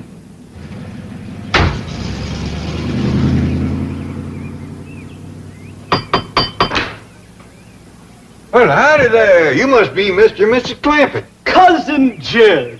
Pleased to meet you. Say, what side of the family are you from? This is my wife, Opal. And, darling, this is my long-lost favorite cousin, Jed Clampett. Howdy, ma'am. Hello. This here is my daughter, Ellie. Cousin Ellie. This here is Granny. Cousin Ellie. Say howdy to Granny. Howdy, Granny. This young lady belongs in the movies, and I'm going to see that she gets there. Well, thank you. Can we all go? There's going to be a double feature tonight. Marvelous. She's so wonderfully naive and unspoiled. And this here is my nephew, Jethro. Howdy. I hear tell you're a movie actor. Quite right, my lad. Well, let's all go and have some victuals and get better acquainted with our cousins, Opal and Jake. That's Jacques. That's Jake.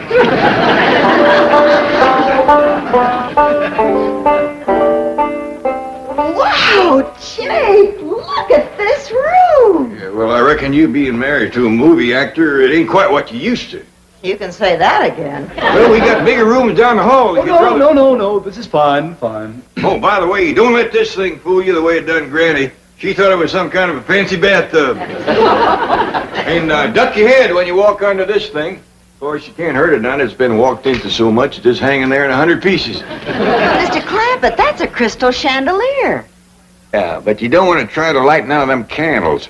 I reached up, stuck my finger in one of them one night to feel for the wick. Knocked me clean across the room. Well, it's electrically wired. Oh, yeah, it's held together real good. Well, that's one thing Jake doesn't have to worry about, being too tall. Yeah, I noticed that. He's about the shortest Clampett ever did see. You can say that again. Short of money, short of talent. What'd you say, man? Opal was just agreeing with you that I'm short. Well, that'll come in real handy with these beds here. If Jethro and me was to sleep in one of them, we'd hang over from the knees down. Can I come in? What you got there, Granny? Victuals for the company. I bet you two's hungry. You can say that again. Let's go wash up. Oh, yeah, excuse us. I reckon Cousin Jake's woman is kind of hard of hearing. That's the third time she's asked to have something said again. Maybe she'll get some help from these pickled crow gizzards. She just might. Ain't nothing here is better than a crow. Help yourself, kid. I got 56 jars of them. Oh, yeah, you made these to peddle to help raise money. Yeah, but now that we don't need the money, we got ourselves a couple of weeks of company eating. Hey, it's finger-licking good, Granny. Can I have seconds? Hold on. Here comes Jake and his missus. Well, now, isn't this nice of you? I reckon it is. But Jake here being our cousin, And a movie picture actor. you deserve the best. Hope you folks can stay a spell. Well, we wouldn't want Well, eat and run? Oh, I think we can manage at least a week. How do you like my pickled crow gizzards? What did you say they were? I said they're pickled crow gizzards. Granny's got 56 jars. We can have them 3 meals a day. Not into her. Reckon she ain't partial to crow gizzards. What do you think of them, Cousin Jake? Oh, I'm staying a week. This isn't the first time I've eaten crow.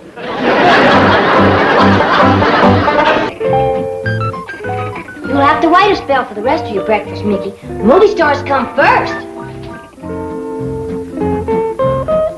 Tell Granny more juice for Aunt Opal, and Uncle Jake would like another pot of coffee. Right. Now, don't forget, tomorrow it's my turn to serve him breakfast in bed. Well, all right, Jethro, hurry now. Goodness knows, Jed, I ain't one to complain. But when able-bodied folks have to have their victuals toted up to bed to them, I think it's downright sinful and lazy. Especially when they bear the proud name of Clampett. Well, I reckon movie picture actors like Cousin Jake is used to living a different kind of life from us, Granny. Besides, the young'uns don't seem to mind fetching and toting for him. Hey, Granny, that Opal wants some more juice. Oh, and I'll need this pot of coffee from my uncle, the movie store. Jethro, you... My dingies, Jed. You'd think we were the poor relations instead of them two upstairs? Now, Granny, I don't hardly think it's fitting for you to be calling a big movie star like Cousin Jake poor relation. I ain't never seen him in a movie picture. Have you? Well, Granny, you and me don't go to a whole heap of pictures neither. Well, I've seen enough to know who stars and who ain't. That's more than he does. What do you mean? Well, I got to asking him questions last night. He don't even know Hoot Gibson. Everybody knows who Gibson. He don't. He don't know Dustin Farner, Ken Maynard. He don't even know Jack Hoxie. He was a green in you. Why, them is the hardest riding, straightest shooting, moving picture stars there is. Of course. But do you know who your cousin Jake wants to put in a movie picture? Who? Some fella by the name of Marlon Brando. I kind of admire that in Cousin Jake. Ain't everybody take a chance on a new fella nobody ever heard of. Good for you, Cousin Jake. How long do you think you're going to get away with this movie star masquerade? It won't be a masquerade once I make a picture with Marlon Brando. I'll be a star. You've never made a picture with anybody. What makes you think you can get Brando? With this mansion and Cousin Jed's money, I can do anything. Hon, it's Hollywood psychology. When you look like you don't need a job, everybody wants you. In your case, it'll be the police. Baby, I am not doing anything illegal. I am merely accepting the hospitality of my cousin, Jed Clampett. You're also spending his money, and you're not even sure that he is your cousin. Neither is he, which makes it all work out very nicely. How do you know he's your cousin? 'Cause he says so. And the word of a Clampett is good enough for me. His being a Clampett don't make him your cousin. Oh, but his saying so does. How come? Because he's a Clampett. And a word of a Clampett is good enough for me.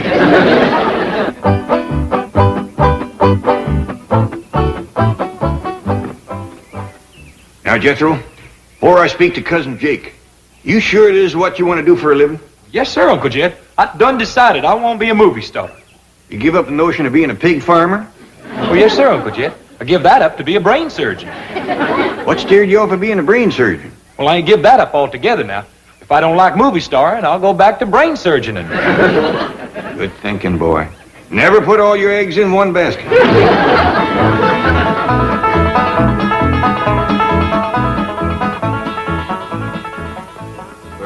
Excuse me, Cousin Jake. I hate to bother you. I know you're powerful busy being a movie star and learning your parts and all, but if you could spare me a minute, I'd like to ask you a favor. Quite all right, Cousin Jed. What can I do for you? Well, I know you're figuring on making a picture with this feller, Brando. Marlon Brando, yes. Yeah, that's a feller. Well, now, Jethro here has got a right powerful hankering to be a movie star. And I figured, since you're using an actor nobody ever heard of, couldn't you just as well use Jethro? Use Jethro instead of Marlon Brando? I'll make it up to you any way I can. Of course, I ain't got much to offer except money. But you're welcome to that. How much money? Much as you need. 5, 10 million?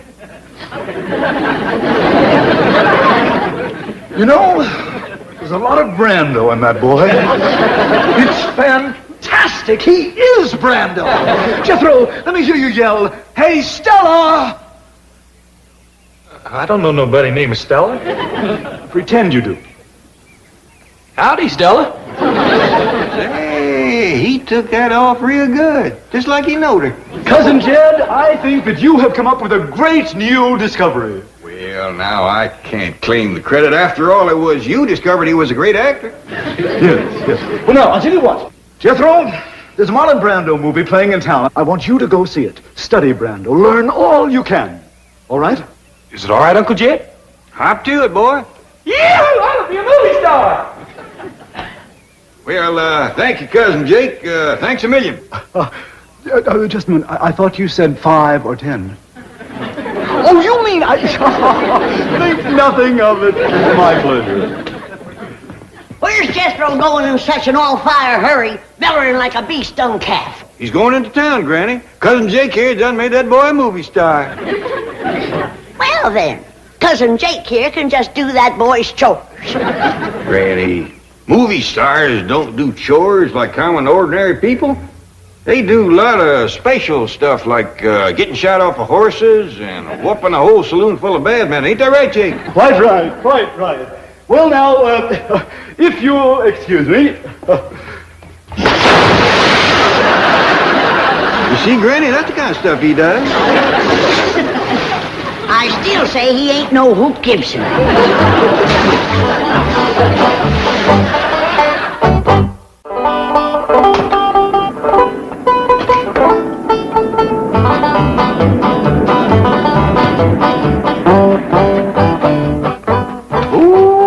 Ain't that a pretty automobile? Well, now that you're going to be an important movie producer, you deserve the best. You mean this is for me? With my compliments. Oh, you hadn't ought to done that. I ain't no movie producer. Oh, you certainly are. You're financing my picture, and that makes us partners. You own 20... I am cutting you in for 10% of the profits. No, that sure is nice of you. Jake, I've been looking all up. Whose car? His. Your husband just bought it for me. With what? With the profits from our picture. Yes, ma'am. He's going to star my nephew, Jethro Bodine. Who? Well, among others, dear, among others. I'm also trying to get Rock Hudson, Doris Day, Cary Grant, Liz Taylor. That's a dandy idea. Give a lot of new folks a chance. Oh, Granny says Jethro's gonna be a movie star. Well, I want to be a movie star, too. Well, right here's a fella can do it. Was him discovered Jethro. How about it, Uncle Jake? Can I be a movie star like Jethro? Like Jethro? Yes. It's entirely possible, my dear. With that figure... I figured that with right clothes and makeup, you could be sensational. Opal, take Cousin Jed's daughter into town in Cousin Jed's new car and get her glamorized. At Cousin Jed's expense. Darling, he's producing the picture. Now run along, girls. Spend all the money you need, ma'am. Turn her into a first-class movie star, a regular Lillian Gish. Pop, thank you, Uncle Jake. Glad to do it. Well, I sure am beholden to you, cousin. My pleasure, cousin. Where's Ellie been? She just got the floor half scrubbed and she run out. She won't be back for a spell, Granny. Cousin Jake here done made that girl a movie star, too. Well, then Cousin Jake can just doggone finish the floor. Granny, like I tried to explain to you, movie stars just don't do ordinary labor. That's right. Thank you. Well, I'll see you later.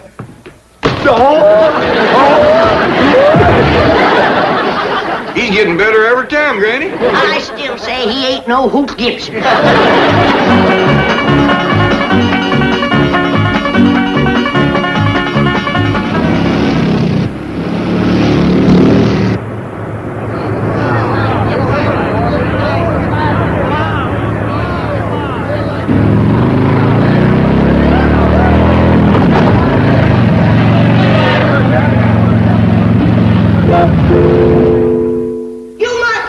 Clampett, you're gonna rue the day you let them two Hollywood slickers move into your house. Granny, I don't hardly think you ought to call Cousin Jake and his woman Hollywood slickers. Well, you tell me. What kind of folks lay in bed till after sunup and stays up till 9 or 10 at night? I got some more wood to cut. And goes around turning young'uns' head, telling them they're gonna be movie stars. And then they run off from home and leave their chores. Folks, get ready for the treat of a lifetime.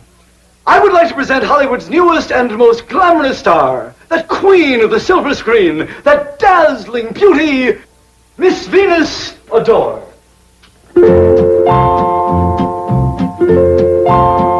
Howdy, ma'am. Howdy, Paul.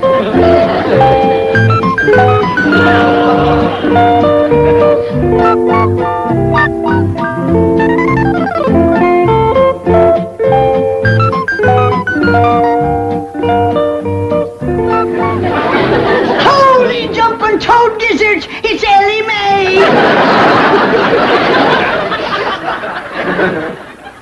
What was it you called her? Venus Adore. That will be her screen name. Well, Jed, have you seen and heard enough? Do you want me to take my shotgun to that rascal? I think I hear my wife calling. If you'll excuse me, please.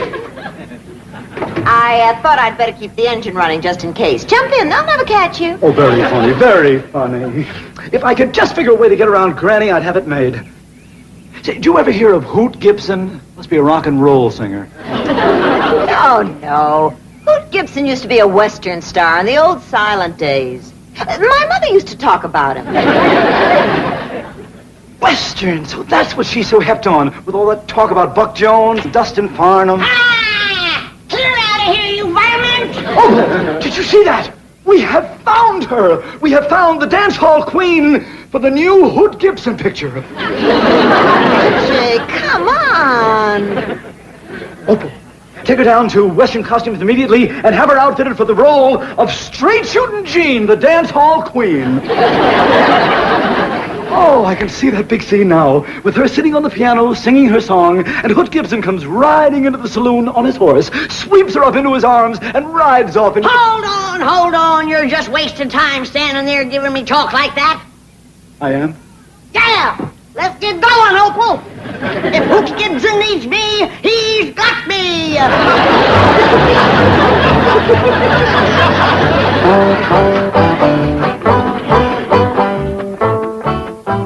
Don't you like me as a movie siren, Paul?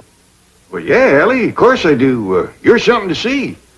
I bet you're going to be a bigger movie star than Pearl White. Of course, you're going to look a lot better when you get your hair fixed. Oh, it is fixed. Hey, you don't say. Cousin Jed! I think you better come out here. Some crazy kid is racing up down your driveway on a motorcycle. Look out! That went there with Jethro. Oh, boy. Jethro, listen, you can't ride those things in the house.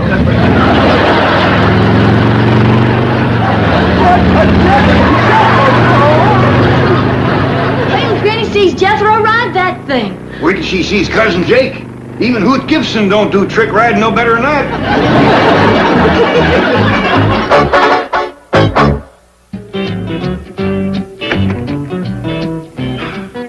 Gee, we weren't expecting you back for a couple of days. How was the trip? Fine. How are the Clampetts? Oh, fine. That is to say, fine now. There was a little mix-up the day you left, but... No, what kind of a mix-up? Seems there are two J.D. Clampetts banking here.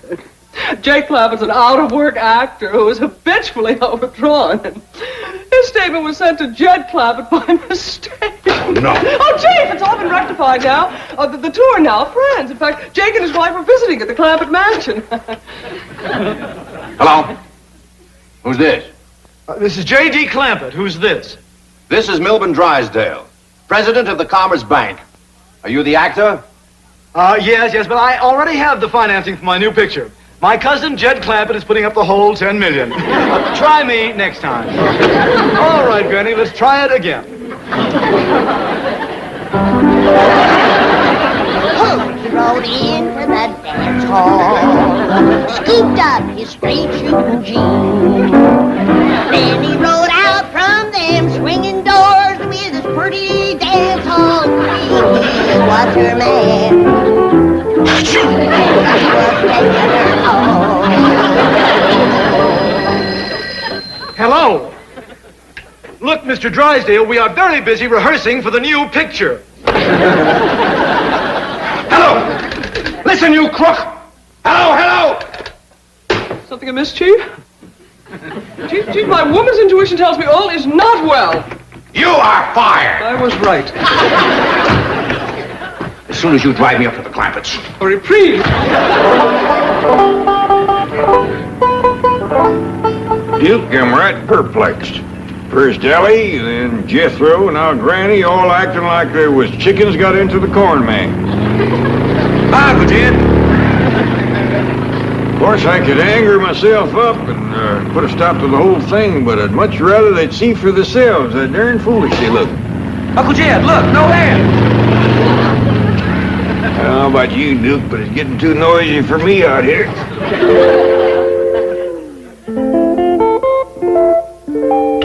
Now, I'm going to show you the Stanislavski method of acting. Make your mind a complete blank, and we'll start from there. Excellent. Now, become a tree. Tree? Yes, think tree. You're green, and you're leafy, and you have branches like this.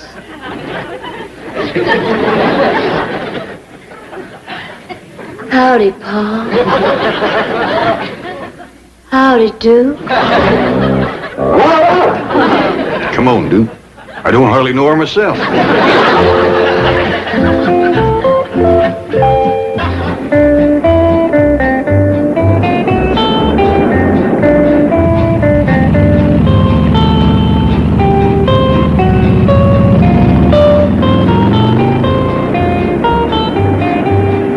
Here comes that nut on the motorcycle.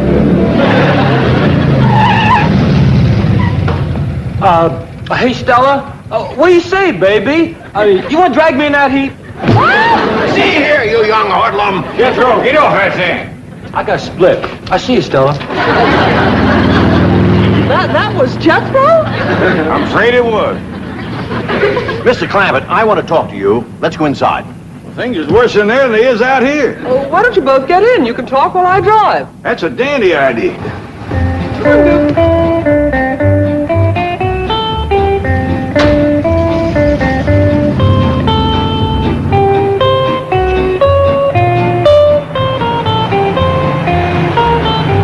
But, Mr. Clampett, even if he is your cousin, you can't let this foolishness continue.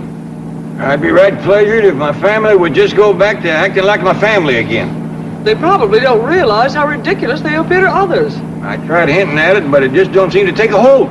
Well, the lure of show business has turned many a head. Chief, if I solve this problem, may I have my job back? With a raise. Hang on, everyone. Here we go. All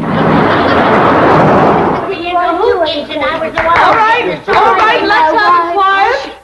Hey, Stella! What is the scoop? Where's Paul? Mr. Drysdale will explain everything. Ready, Chief? Well, ladies and gentlemen, thanks to Mr. Jake Clampett here, his cousin Jed has decided to get into show business like the rest of you. And so, without further ado, allow me to present the newest sensation of the entertainment world, Jed Clampett! Well, baby, well, baby, well, baby, well, baby, oh, baby, oh, baby, well, baby, yeah, baby, yeah, baby, well, baby, oh, yeah, oh, yeah, oh, yeah. I declare, Ellie, the Paul's acting like a darn fool. Sure does look funny. Oh, baby, yeah, baby, And he's making a noise like a stepped-on frog. yeah, baby, yeah, baby. I reckon the men folks in this family just ain't got good sense. I wouldn't talk so much if I was you two. You look pretty darn foolish yourself. Well, so do you. Shh. You know something? I guess we all look darn foolish. Folks, the next number is a special from my cousin Jake here, because it was him made me what I am right now. Well, baby, well, baby, well, baby, well, baby, oh, baby, oh, baby, well, baby, well, baby, yeah, baby, yeah, baby, oh, yeah, oh, yeah, oh, yeah, oh, well,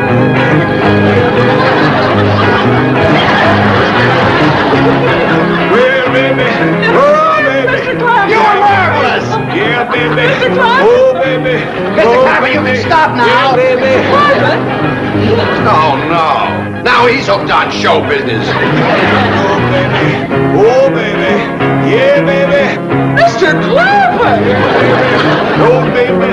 Oh, baby. Kinda had you scared there for a minute, didn't I?